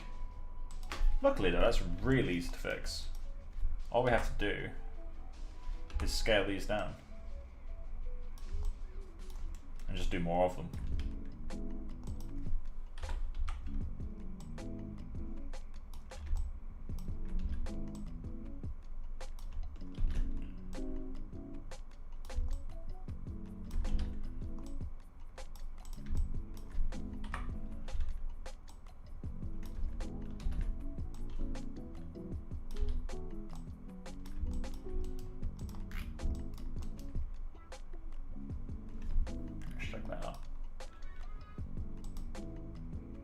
That's better.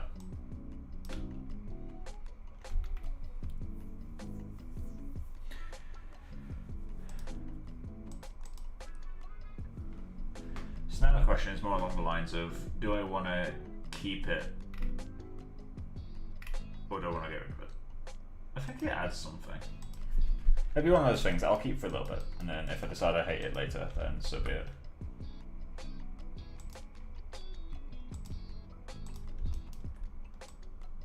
Why does Magnus Clausen's music make me so happy?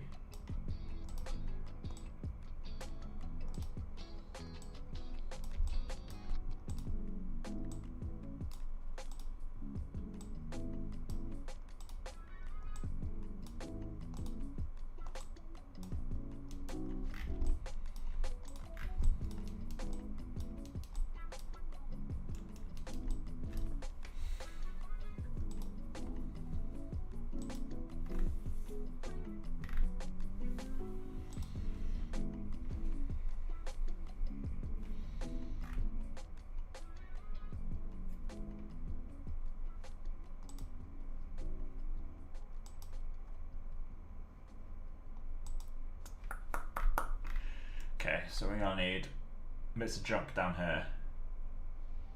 I think overall we're in a good place at that point. We've got a lot of stuff starting to work out. As much as I'll miss the monster that we had here, I feel like this definitely suits the scene a bit more.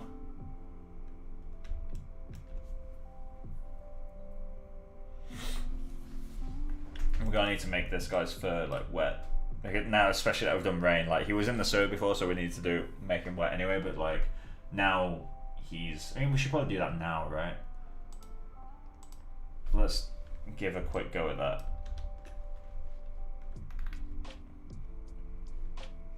Let me go back to the start of this playlist.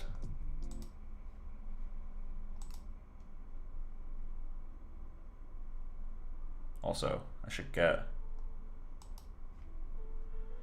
just so you guys, if you like the playlist, it's only fair to give them, there we go. There's the link to the playlist. It's one of the better playlists I've found so far for this sort of stuff.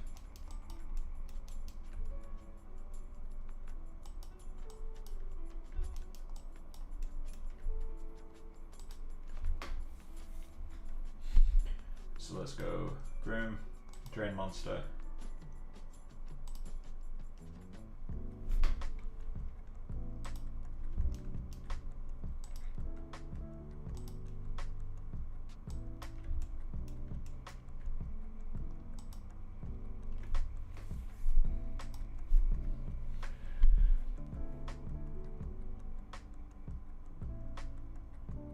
Basically what we need is like absolutely fucking minimal breakup. So we need to, oh that's already set pretty tight.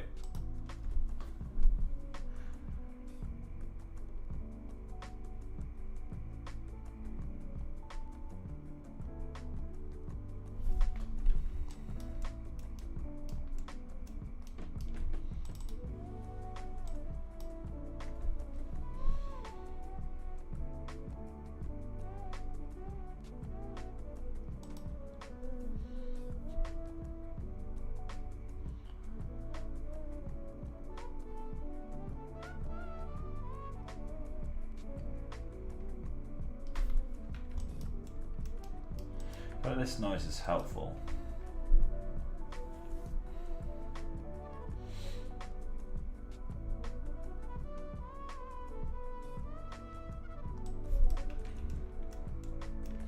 I just need to reduce its, yeah, you're the one, aren't you? Oh, that's strays.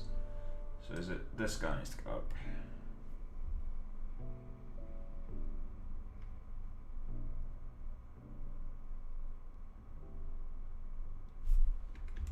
Where's that coming from?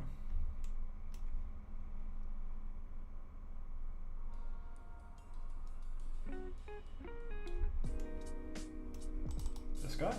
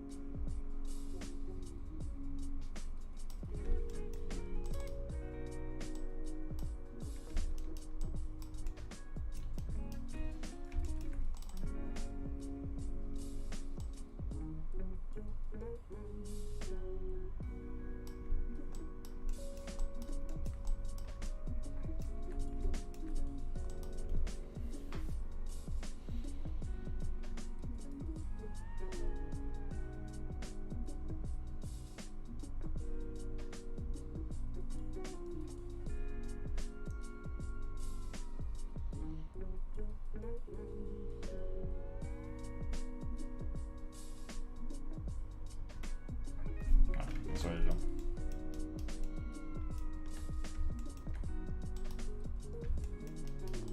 So this is where it's getting broken up.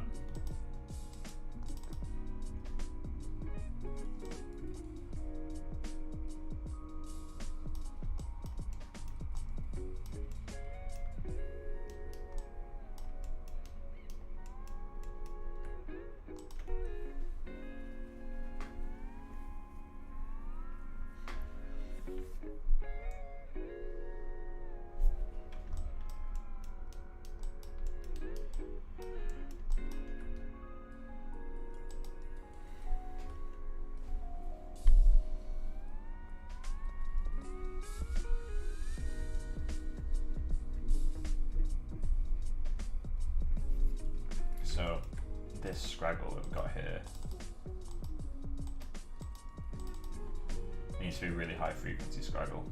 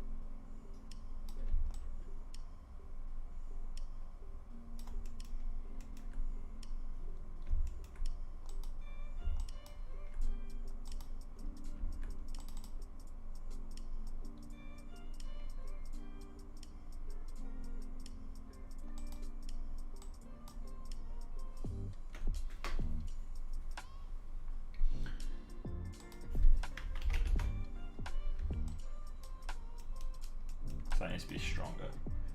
Let's set back to 0. Then rather than 5%, we'll do 2%. 1% even.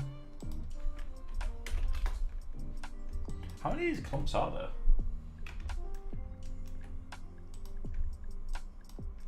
Oh, I think I found the issue.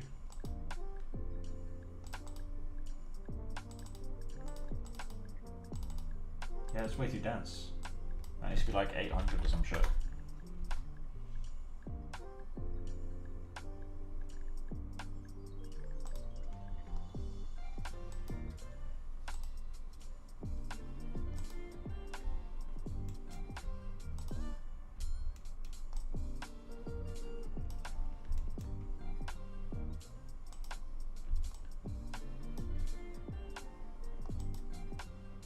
I think that needs to go even lower as well.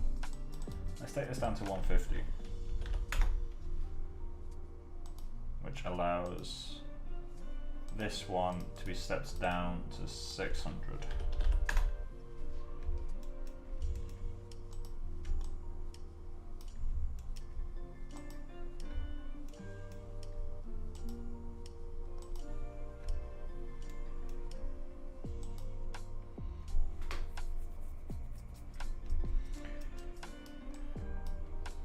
That's why it's good to vet your groomers from time to time.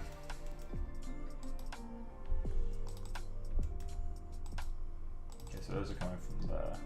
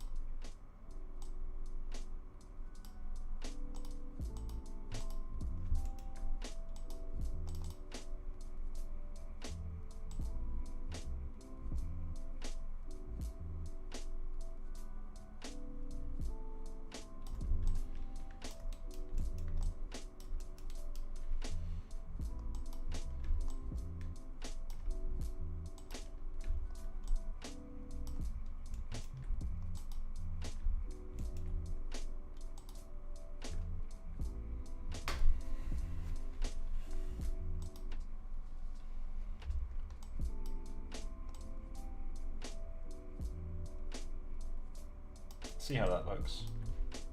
Also going to need to change the shading. So let's quickly get on that.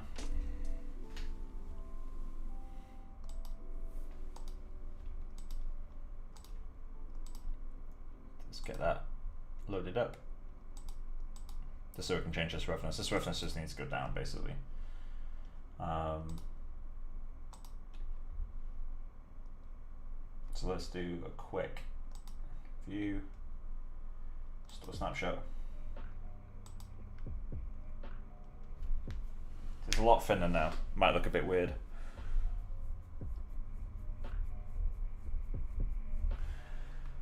I had a suspicion we'll need a lot more guides.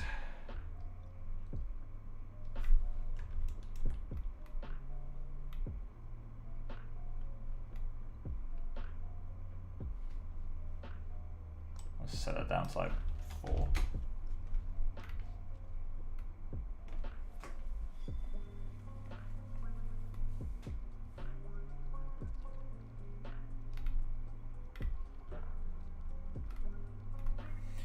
Yeah, so we need considerably more going on to make that interesting. So let's go wrong one.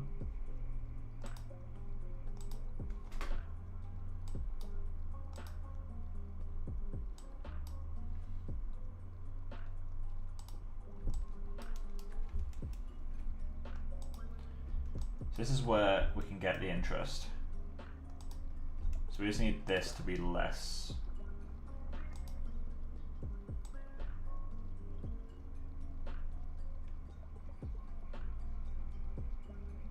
What if for this we do a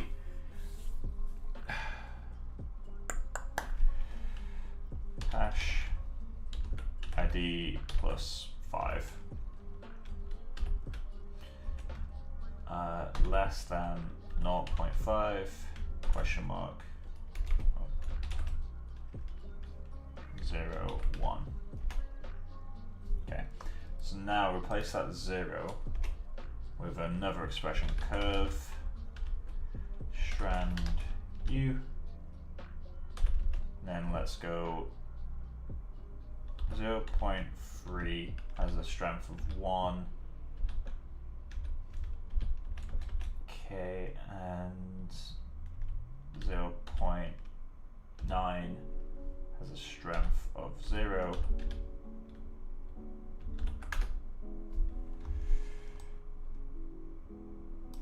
Okay, so let's step that down a bit.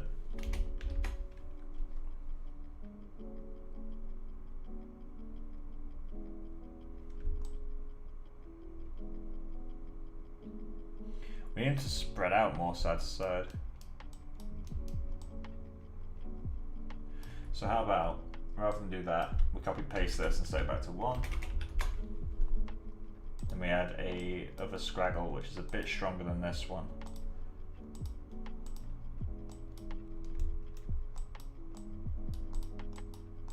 And this one's a full breakup scraggle.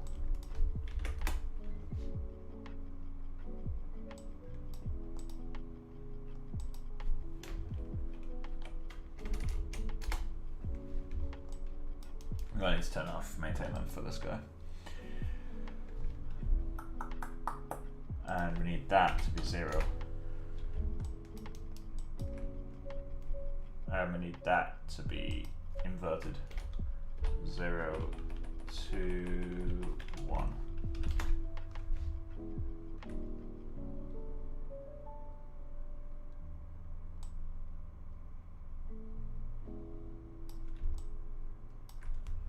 Frequency down.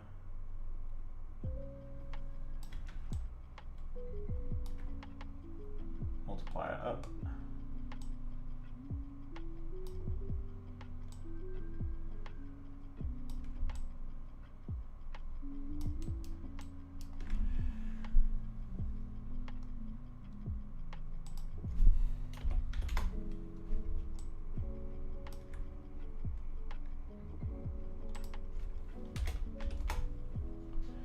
So they stay together up until that point, and then we can have this go to like 0.9 or something. We can crank that strength a bit more.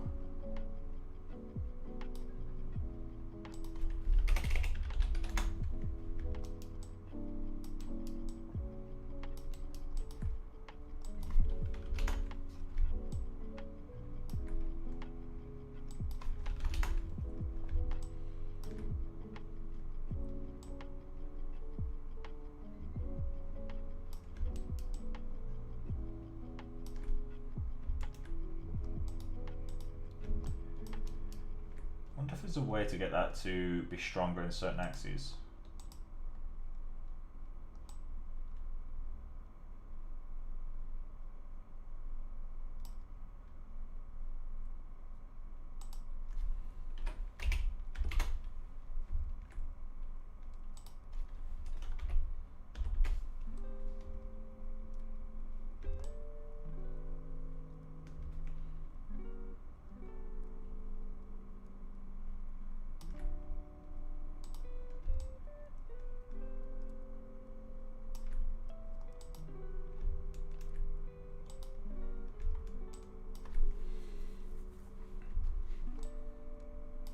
A bit more going on now.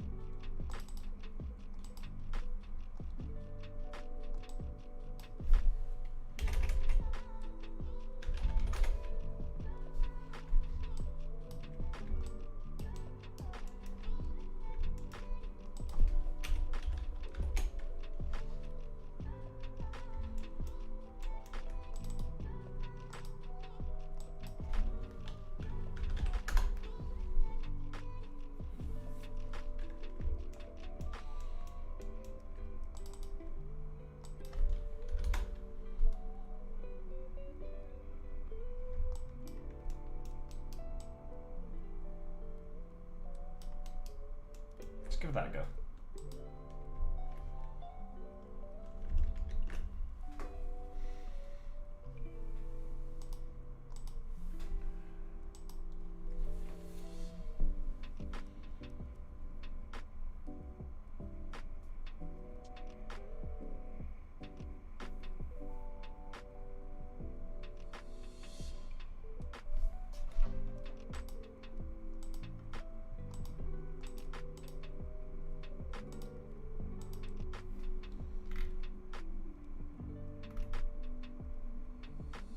So I feel like for this look to work, these need to be way longer. Like really stupid long. Wrap around the curve long.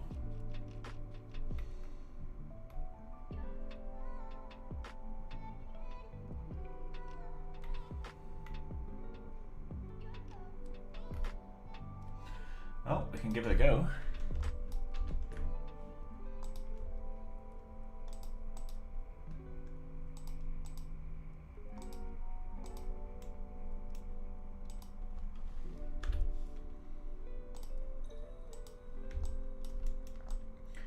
So,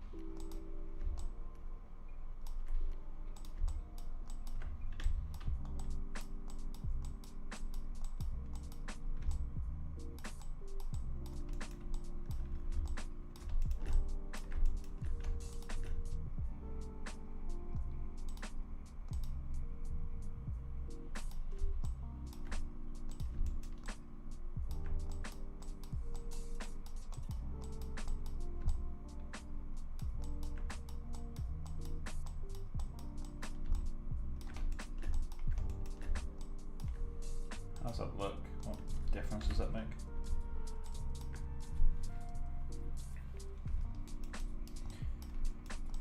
Yeah, it's got kind of a cool look to it.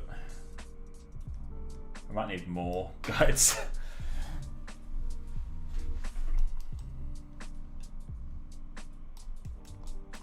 So we're going to need to massively increase these ones.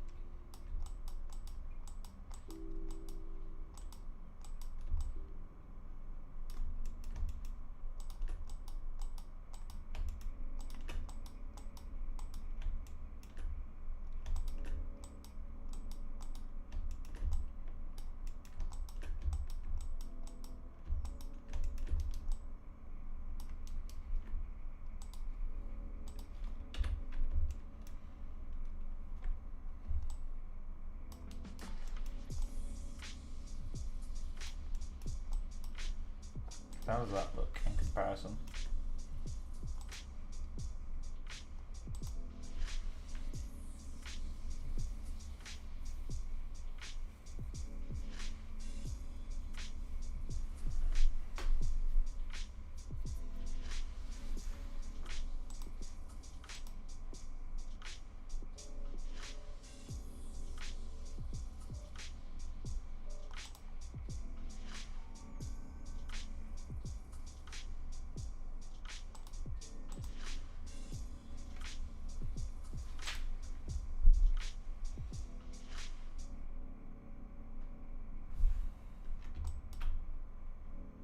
That hasn't updated, so let's do an update full scene.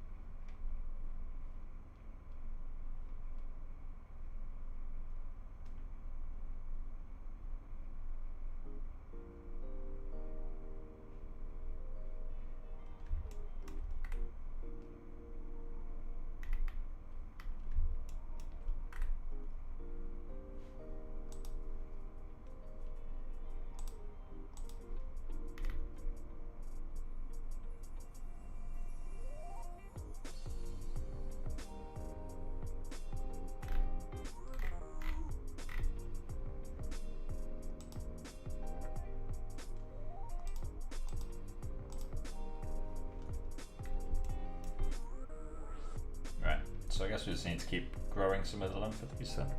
What's the time? Right, so I'll end the stream at 10:30. So it gives us plenty of time to push through some more stuff. Can we get more out of this by letting these reach the full length? Let's just have a quick...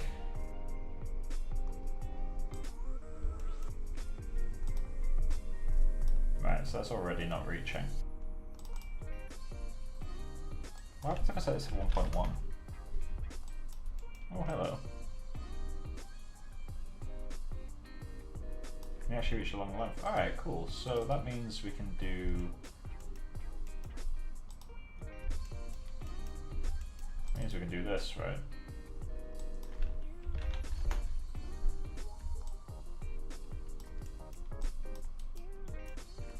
What if I set it to 1 and 1?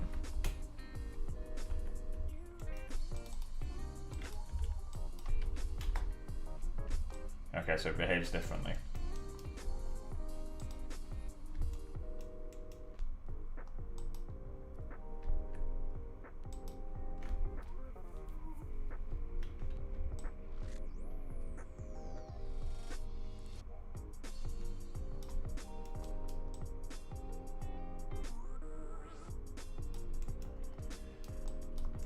Yeah, so we can go a bit further with this.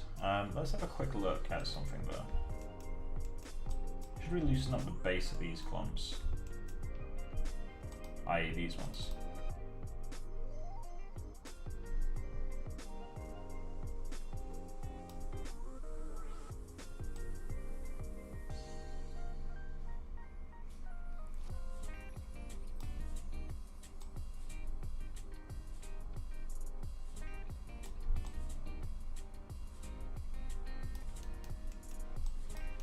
Just gets a bit more movement, doesn't it?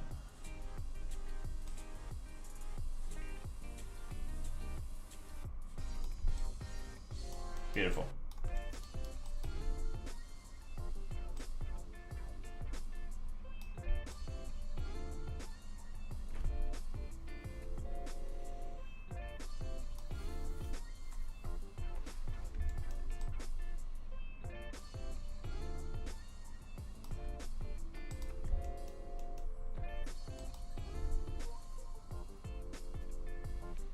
I feel like we can add the strays back in, but we seem to have so few of them, because the thing is, strays don't really happen with wet hair. So we need to have very, very few of these.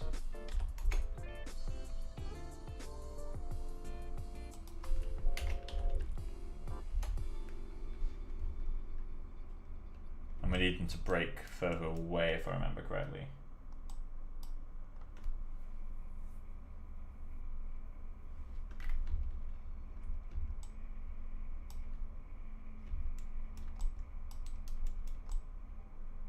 Kind of looks interesting. It's not what I intended, but it kind of looks interesting.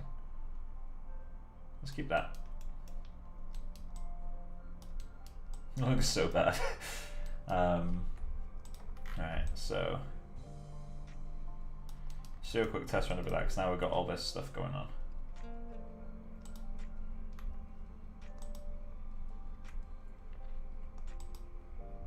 And then we'll do some more guide work.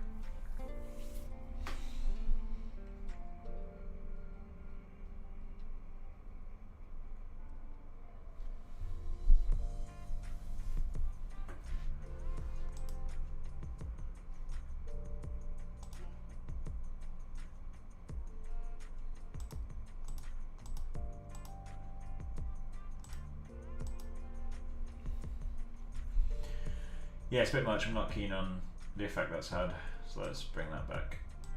The clumping change, I mean. That's not what I want.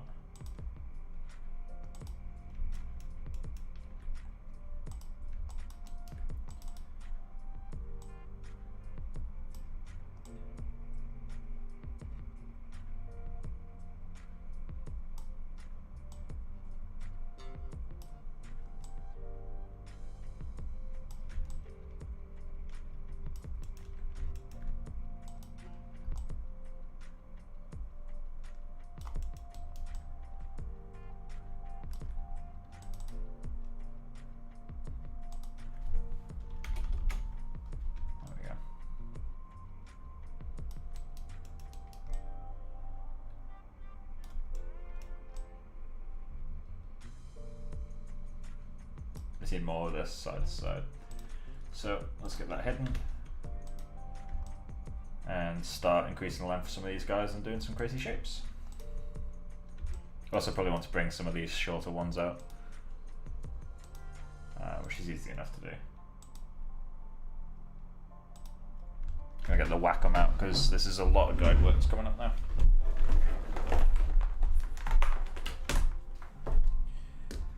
Wacom.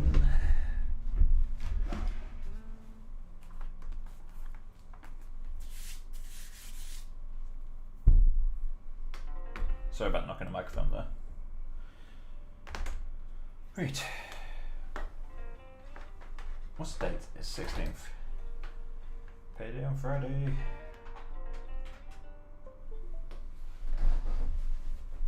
Alright, so.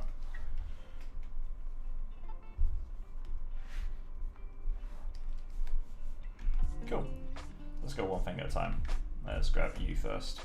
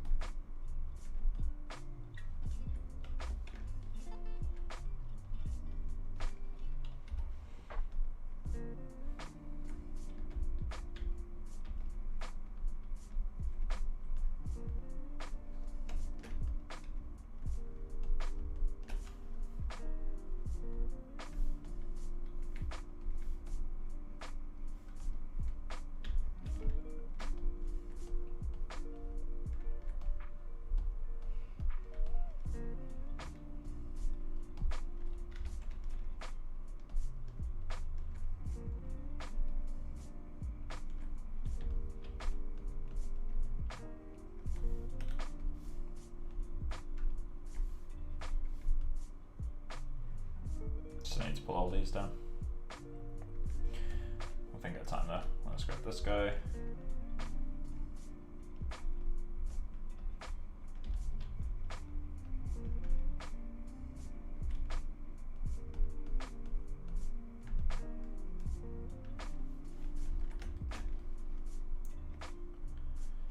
Grab these ones.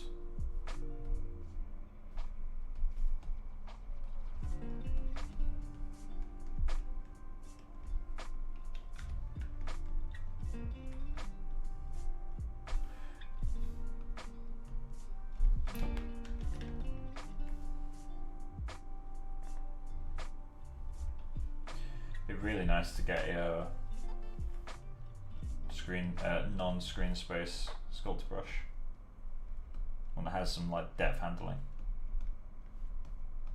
So I think there's two weaknesses for me with Yeti that I think if they were fixed, it would be definitely my main tool by a long mile, because the pipeline ease is incredible. If they manage to get their guides to act more like XGen, and by that I mean fucking predictable, like, you know, with a little bit of depth sorting, so you don't, you know, when I'm trying to sculpt stuff like this bit, I'm not accidentally changing the back, because you can't always line your mouse up with what you want. If they fix that, and then also make it so that they have a cut modifier, so a cut, so there's three things. If they have a cut node, rather than having all the length variation come from the grow, which to me doesn't make sense. Because yes, I know that's technically how it is in nature, it grows and then it comes, but like, it's not how it is in nature. It doesn't mean it's the way it should be in CG in terms of getting control. So if they fix that, that'd be great. Add a cut node that you can add at the end of your graph once you've got all the shaping done, or like, you know, for your clumps and stuff. Then if they add, the guide stuff I was just mentioning, then with clumping, if they manage to get it so that you don't have to worry too much about the maintain length, like if it actually like clumps properly no matter what length it is. By that I mean making one consistent shape unless you tell it otherwise, because currently if hairs are too long or too short, it kind of acts like super strange. That is a length like conform thing, but it doesn't really work as well as XGen's done. Did even. So if they fix that, it'd be great.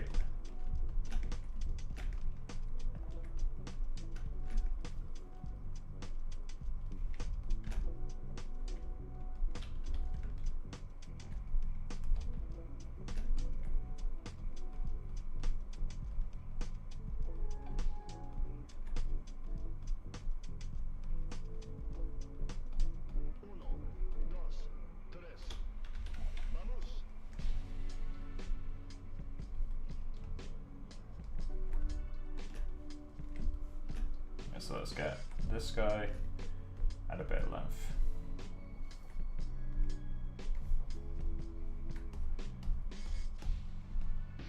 Have one of them feeling along the gutter. Should we limit the length of these guys, or should we have like some of them just be so much longer than the others?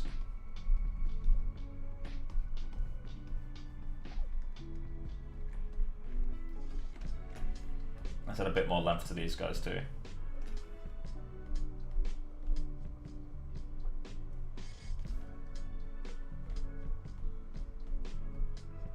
We can always cut them to a correct length later. Let's just get something crazy going.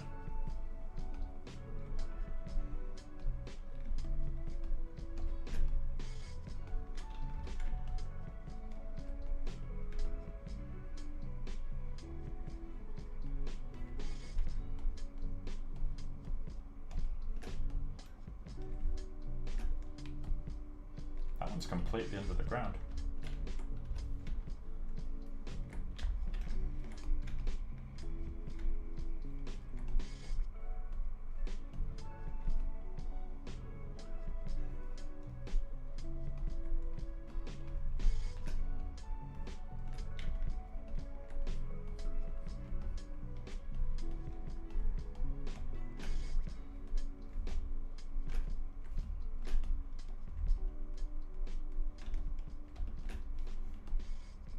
So let's give that a quick render, see how that looks. It's gonna look bad, especially, wait, let's fix that one first actually, because that's gonna drive me mental.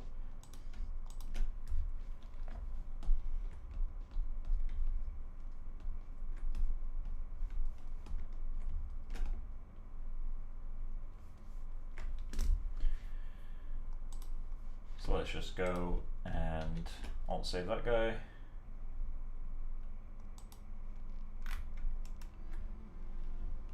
Extend that over a bit. And if this is working, I'll start an end of stream render just so I can kind of chat for the last 20 minutes or so of the stream, because I've already been streaming for 2.5 hours apparently.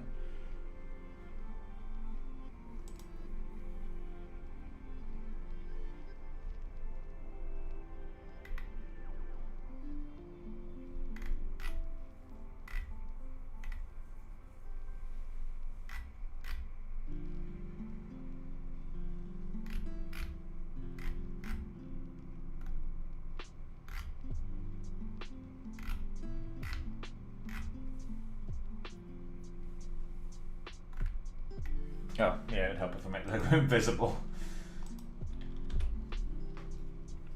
Groom top tips by MikeCauchiArt.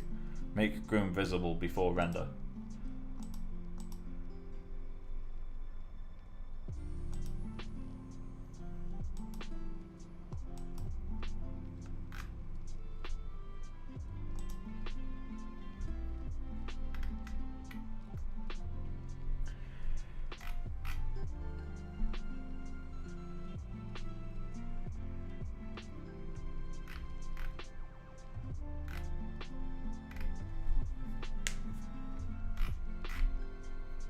There we go.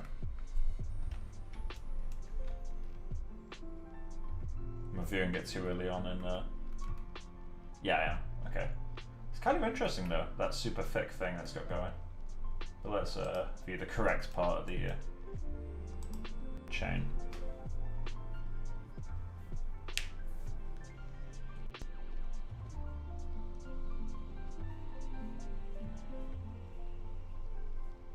And we need something growing up. I just pointed at the screen like physically. We need something growing up this way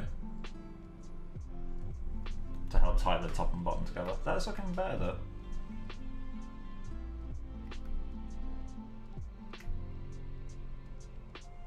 Yeah, let's super quickly add something that way. I think this guy can do it. And then, what about the other side? The other side is okay, we've got this guy doing something. So let's tie those two sides together.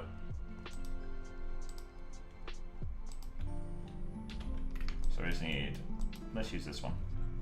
Actually no, let's use both of these.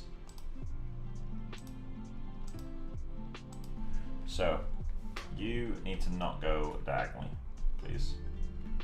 Or vertically even. Let's just add a little bit extra length to you.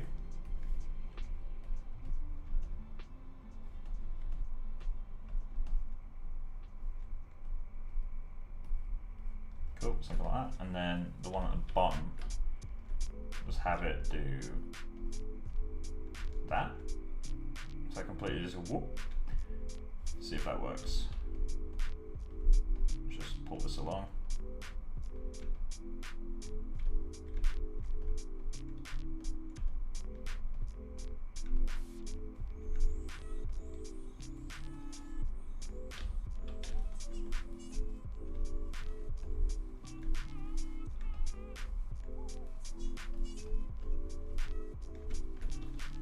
Cool, that'll do. Oh, actually, no it won't. Let's commit. Let's get you and you longer.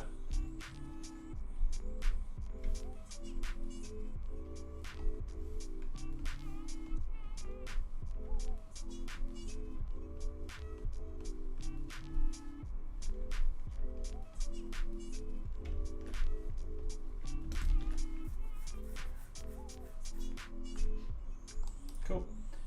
Let's get that visible. And if this is working in render, I will leave it at that.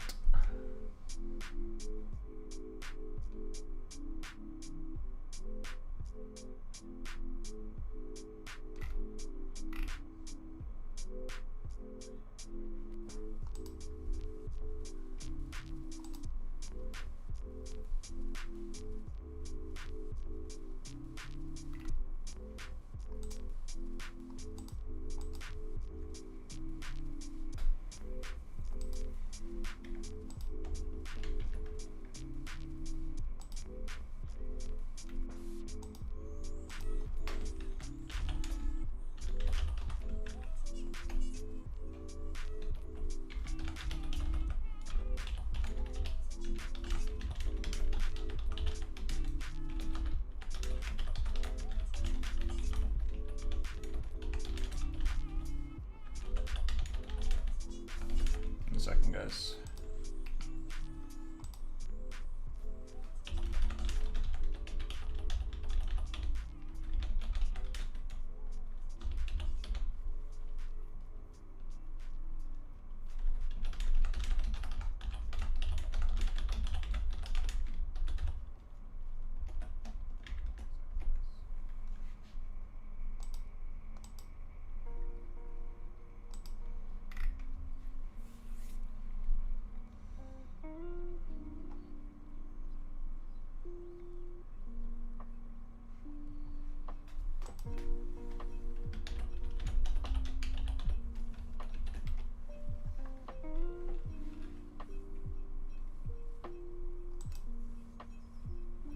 Cool.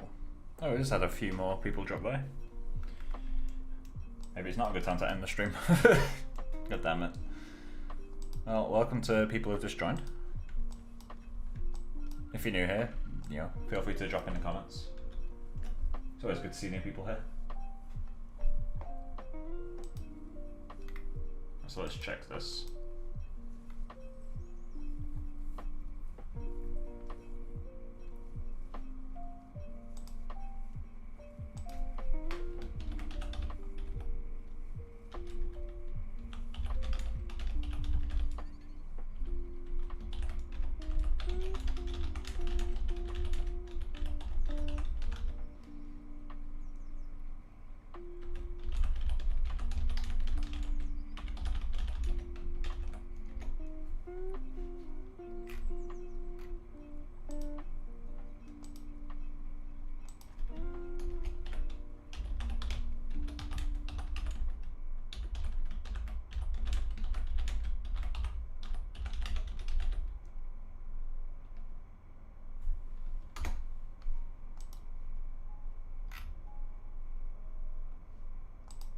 There we go. Oh, this is working. So let's quickly check the shader on this guy. Roughness. So that's a bit.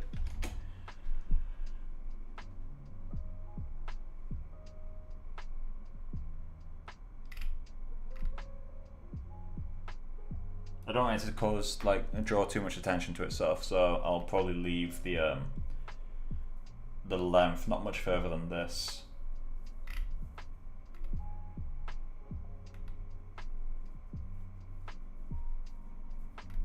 It's getting there though, piece by piece. At some point I'll need to add some really small strays that kind of connect all these together. I could also paint them in. And by that, what I mean is if I just load the snipping tool, just capture that.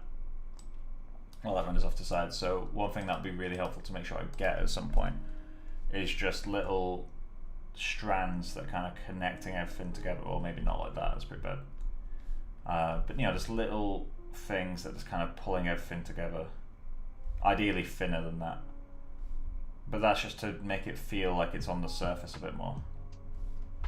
Because the big clumps do a fair job, but on their own they're not enough. We just need a little bit more. Little stuff like this.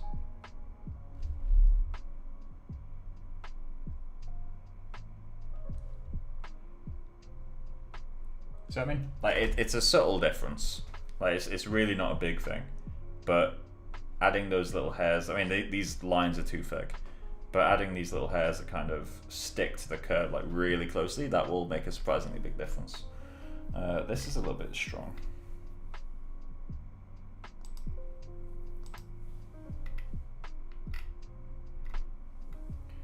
So let's kick off a full render of this guy. Let's just save the scene as well.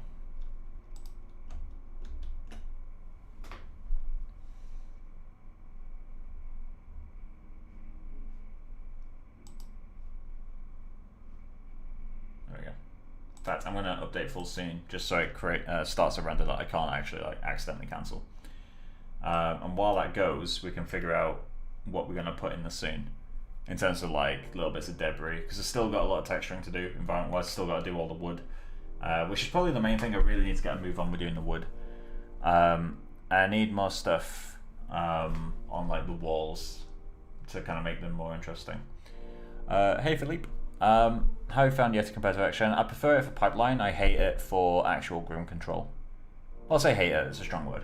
It's aggressively average for groom control. If you was to ask me to match a digi-double, I'd tell you to do one with Yeti anyway. With X-Gen, sure, why not? It's no big deal.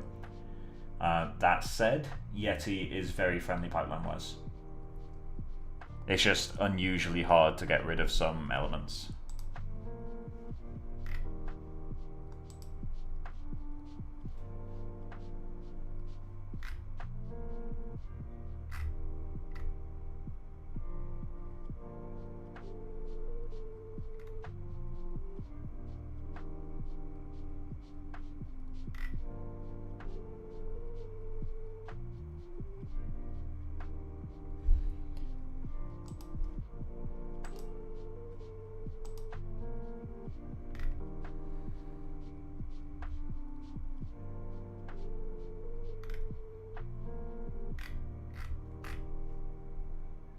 It's taking its time to start this render. Oh, there it is.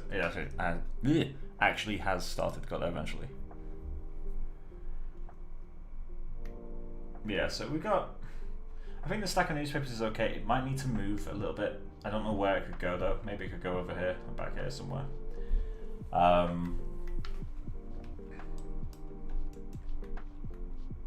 What do we need? Oh, can we actually get rid of the snapshots now?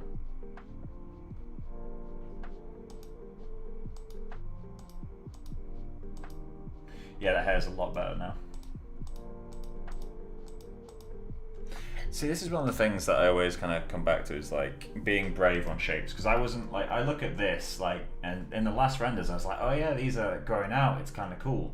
And then ignoring the wetness stuff, like just growing it out more, it looks so much cooler to me, to my eyes anyway. I might not be right, but to my eyes that looks considerably better.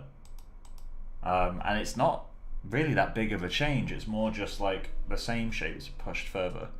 There's no difference in skill between these. The difference is bravery, which is something, you know, and that's a topic of discussion really. It's like becoming more senior isn't necessarily becoming more skilled, it's becoming more brave. Like you know you can fix things if they break, so you just fucking do it. Like you don't, for lack of a better phrase, you don't pussyfoot around it. You do the work. Whereas like, you know, I mean, looking back, if I was to be asked to do the same groom that, let's say I was asked to do the first groom I ever did in the industry again. So the first groom I ever did, I'm not going to talk about what project it was for, but the first groom I ever did was a horse. And it took me like 2 weeks to do a blend into the mane. And granted, you know, it was pixel fuckery. Like it was a lot of tweaking of literal pixels. But it was 2 weeks for such a small area. Now if I was doing it, it would have been like 4 or 5 days. And that's not because I'm a better groomer than I was then. Granted, there is an element of that. But most of it's because like each day I was doing such small changes because I don't want to break what was already working. Whereas now I wouldn't care about what's already working. I just delete it and redo. I mean, how is like, you know, removing things like the pipe monster that we had in the last renders. Like I feel like this looks considerably better than that. Because this pipe monster, as much as I like the little guy, he's not adding anything to the project, so why keep him? And that's where, in my mindset, I feel like as you get more senior, you get more prone to just, fuck it, it's not working, get rid of it. You don't get too sensitive about what is and isn't working. And to me, that makes a fairly big difference.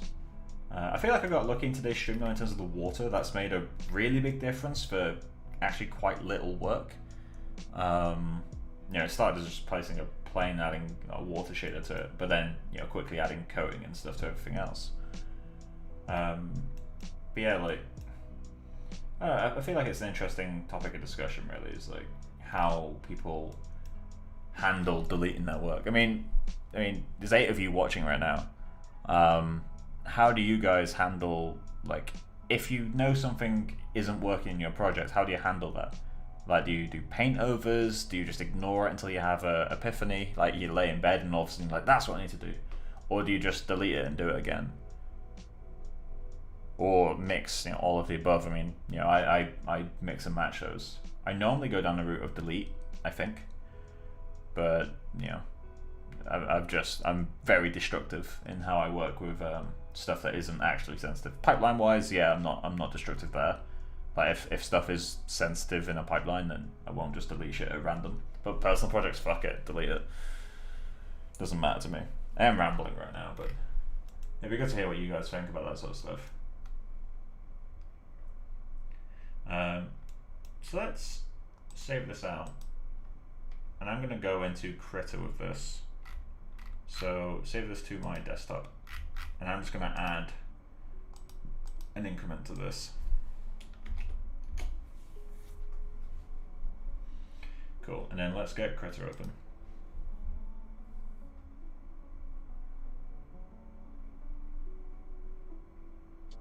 Then we'll just check back on this render, because I need to figure out environment-wise, like what do I need down here?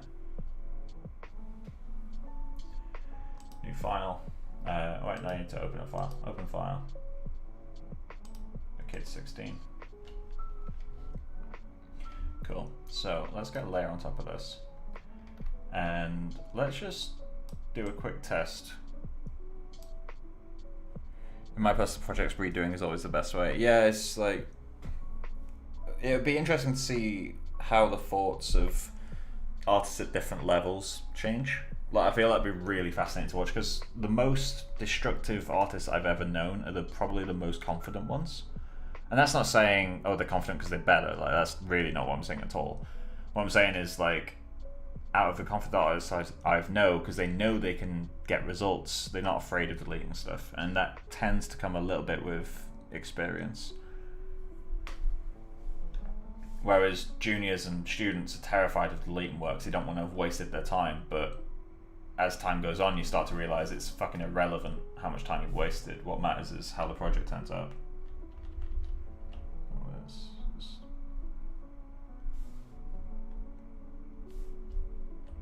So I can't paint for shit, but let's just get a little bit of like I'm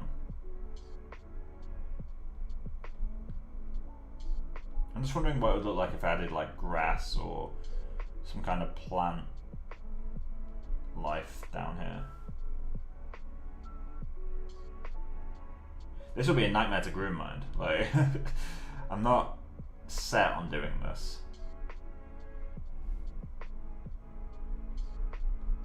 I'm just wondering how much it will add to do it. It looks like it will add an annoying amount.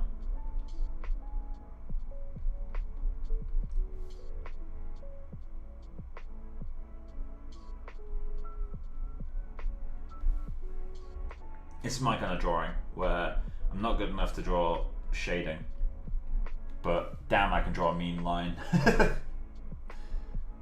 Let's just get a little bit more.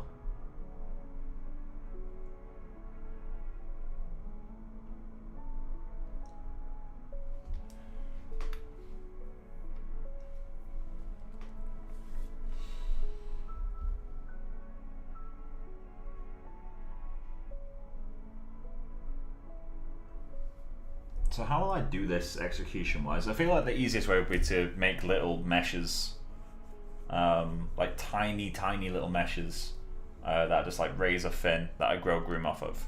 That'd be the easiest way.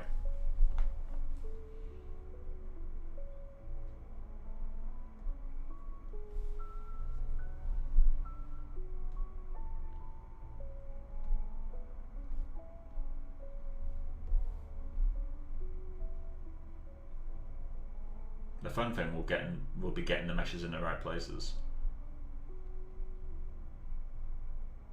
Like, I mean, the gross way to do it would be to boolean the bricks off of the ground.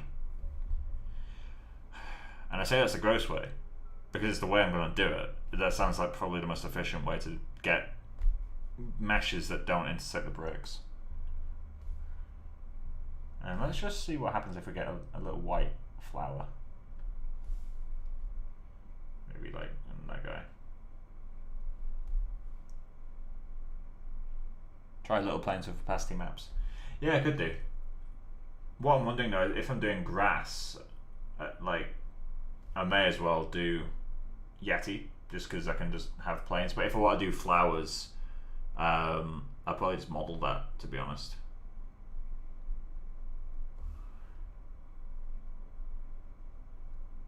I'm doing too many of those. Let's try a little yellow one.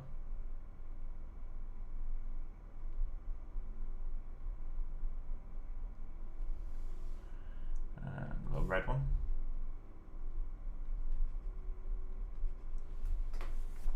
Let's just erase one of those.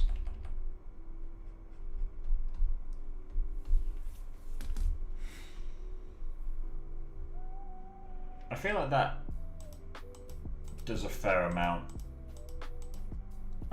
Let's continue down that kind of track.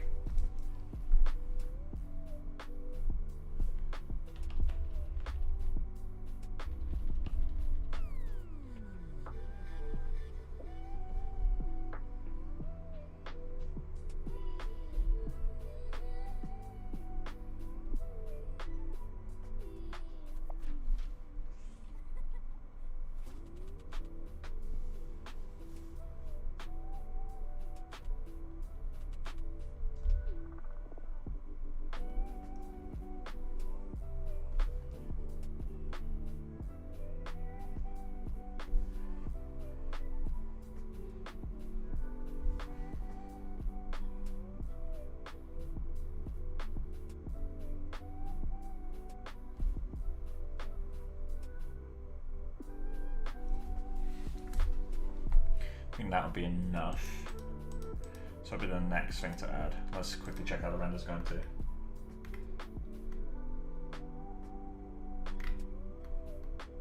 Let's save this out. I'm going to keep it rendering, but let's just get a cleaner render for our background.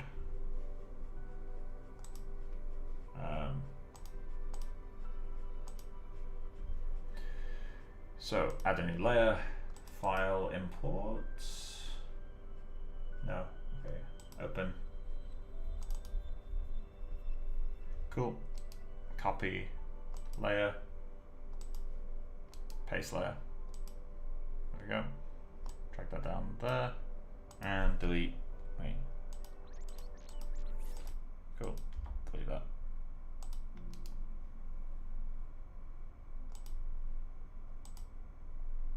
Beautiful. Right, okay, so this one was the dud.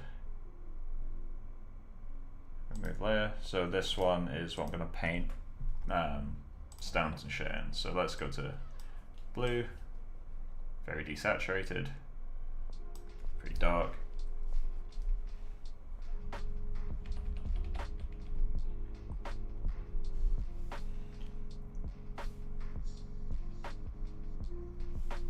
Bit more desaturated.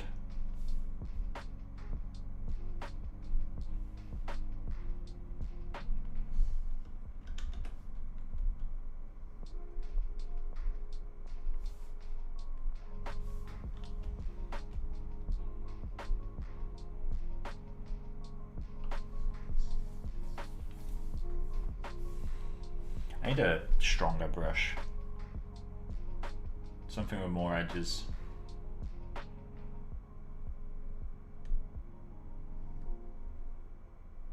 Oh, that could be interesting. What does this do? Ooh, hello.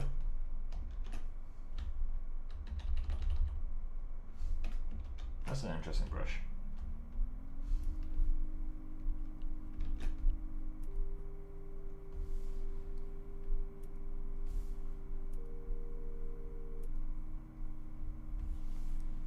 Definitely not good enough to actually control the things.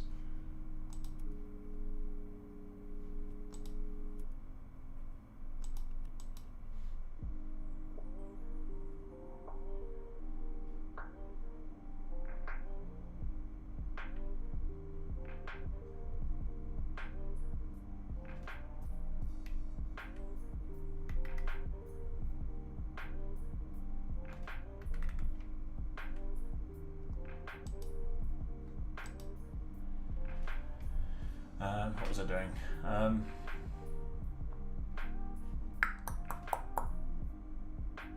What else would be on the ground? I mean, I feel like I'm going too far with the rocks.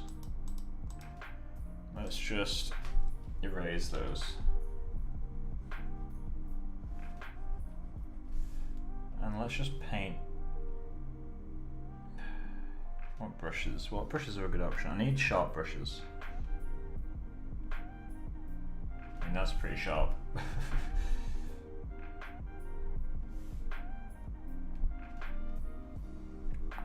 Sketch. Oh wait, textures.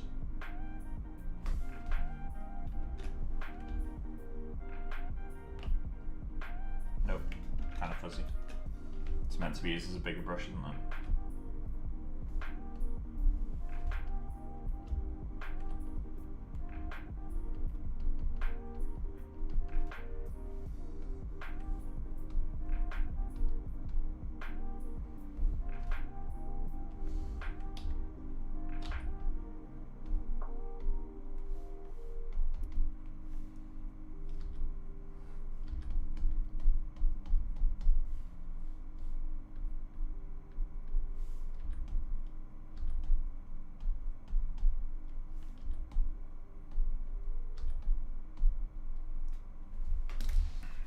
Get a bit more texture on the ground. That does something. And what else do we need?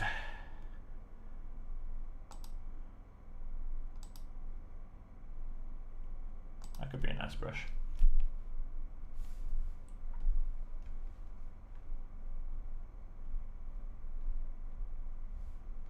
Let's just get some little bits of debris down. I'm going to change the blend mode to this layer in a moment.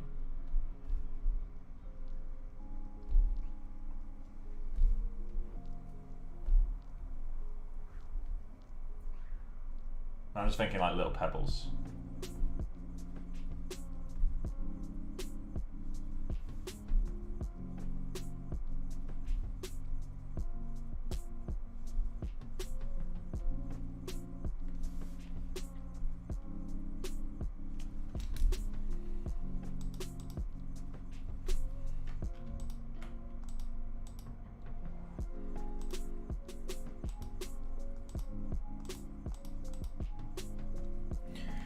If I group all of these,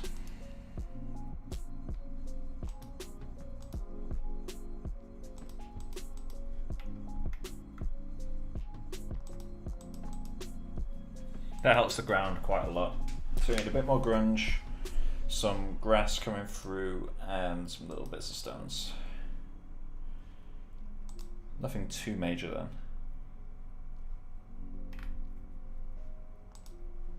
So what would be, trying to figure out what the brick wall needs. We can figure out the wood later, because that's just a case of getting a nice wood texture, or making a nice wood texture, or sculpting a nice wood texture, whatever I end up going with. Do we need another pipe? So that will be the ground group. Ground group. So let's get another layer on top. And this one, let's just quickly test the pipe. So just go from there.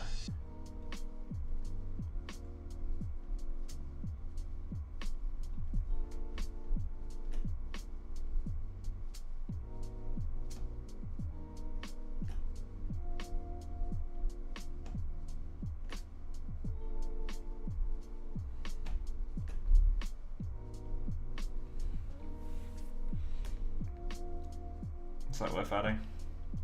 Is it worth moving?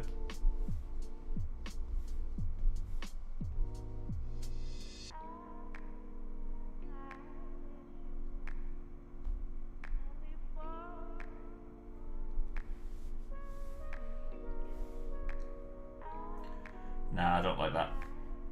Bad idea. Executed badly. Best kind of combination. Okay, so let's just...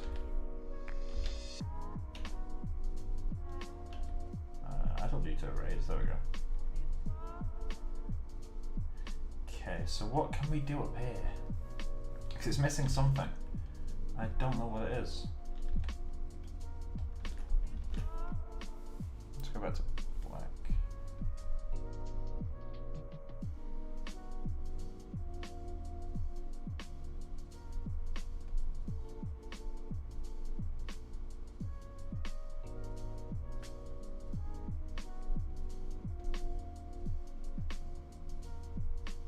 A window wouldn't make sense. Another one of these wouldn't really make sense.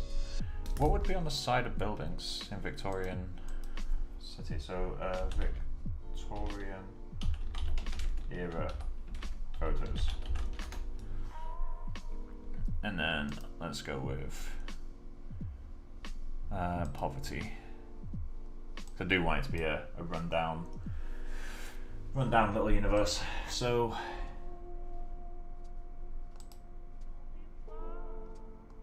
what could be on that wall? Would it make sense to have one of these there? Nah, it's too low. And that's... Is that girl or woman? I'd say a man's height is about there, so it's just over head height. This is a kid. So that would be... Head height would be about here, right? So it would be, yeah, it'd be past that. So we can't really do a street light. What's this?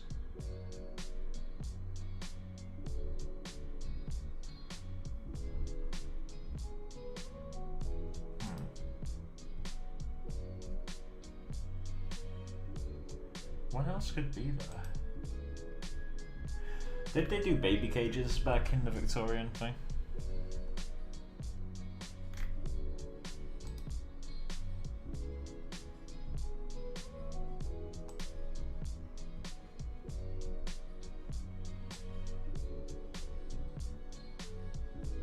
What about something hanging out outside of a window?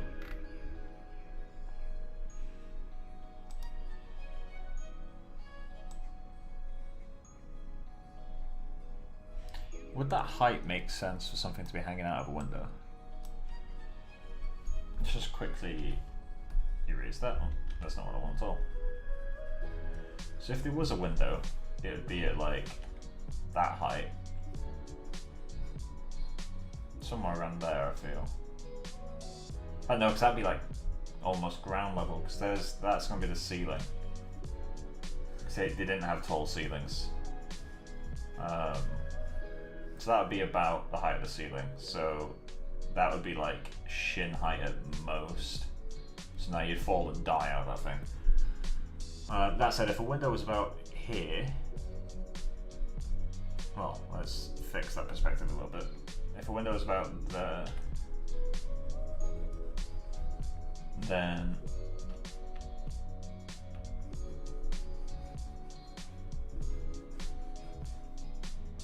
if something was hanging out of it, it'd be like,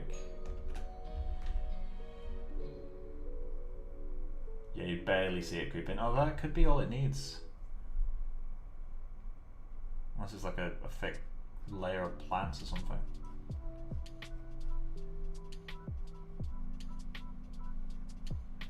Like a bed sheet or something hanging out the window.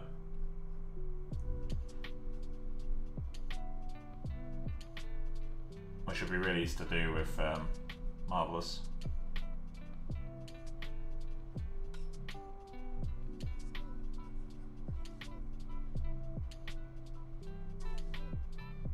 A rug being beaten out. Oh no, rugs are expensive back in Victorian time. Maybe some laundry. Yeah, it could be a good shout. Because it's just this section of wall, once this has something, the image as a whole is balanced in my head. Without something there, it's too much emptiness. So I need to figure out adding this stuff to the ground. I think that's a good hit. Like the grass between the stones and maybe a flower or two, like a weed, not a flower. A little bit of grunge and some odd stones will help. I need to find a texture for these newspapers. And then yeah, so once we get something up there, that will help quite a lot. Yes, I need to make sure it's not too attention seeking.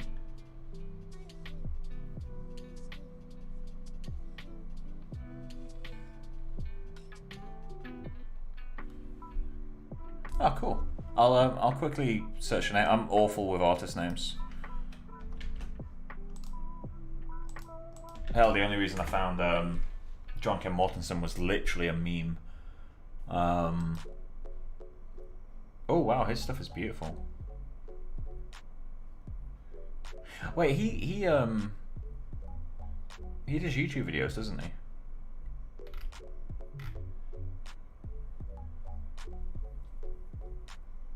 Because I was watching a video from him the other day, and he's shown this because he was talking about how value works in covers. Yeah, no, there he is. Yeah, makes sense. Yeah, he's a good artist. I've seen a few of his videos.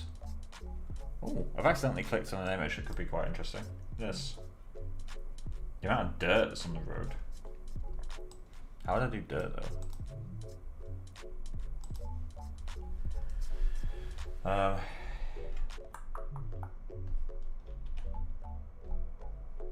Nah, dirt's going too far, especially since we've got this monster coming out of there. Yeah, doing stuff like this is going to be pretty helpful. It's just a case of, okay, what is this though?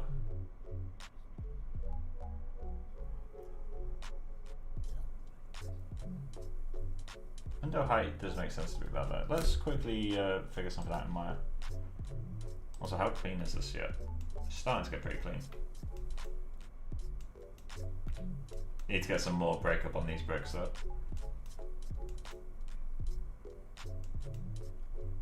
Might also have to raise the water level just slightly because it's getting a bit chaotic just here. That doesn't make much sense for it to be doing that.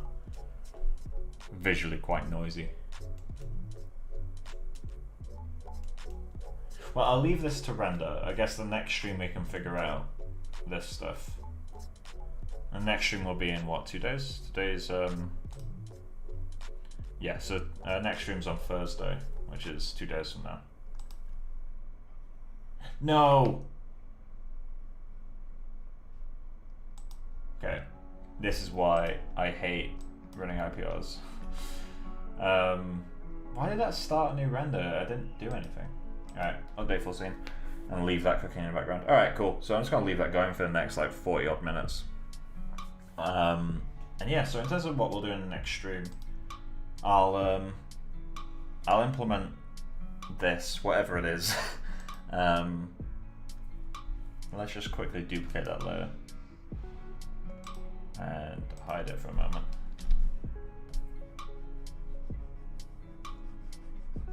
Yeah, I think that adds something. Let's just pick a quick color.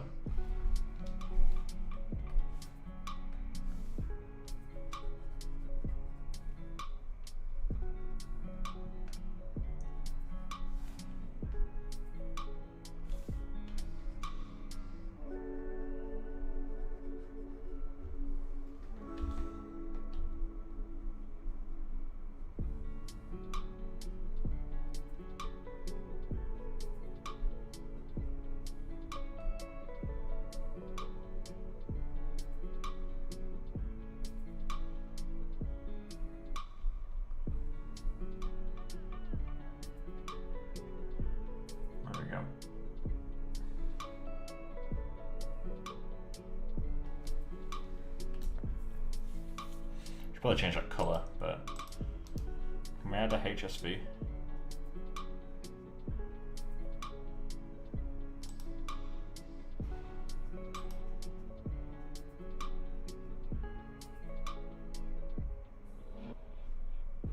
Yeah, we'll leave that.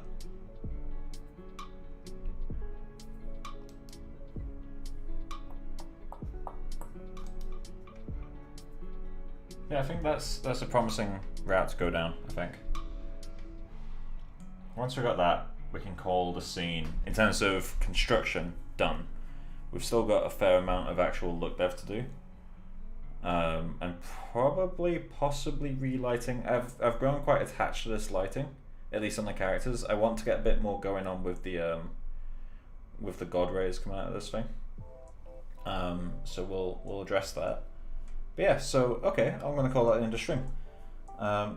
Let's have a quick look. Okay, so I just gotta leave this going for the next 40 odd minutes. Get something clean out of it, drag that into Critter, and then I'll get it posted on Facebook. But yeah, so there's actually quite a few of you this time. So yeah, anyone who's new to the stream, welcome. I'll be back again in 2 days on Thursday. Tuesdays and Thursdays I tend to always do them. Weekends I occasionally do a Saturday as well, but last weekend and this weekend are both mine and my girlfriend's birthdays, so been kind of missing those. But yeah, anyway, I'll be back in 2 days as usual. If anyone wants to, stick around, that's great. If not, so be it. And yeah, I'll hopefully see you in the next stream, guys. Bye bye.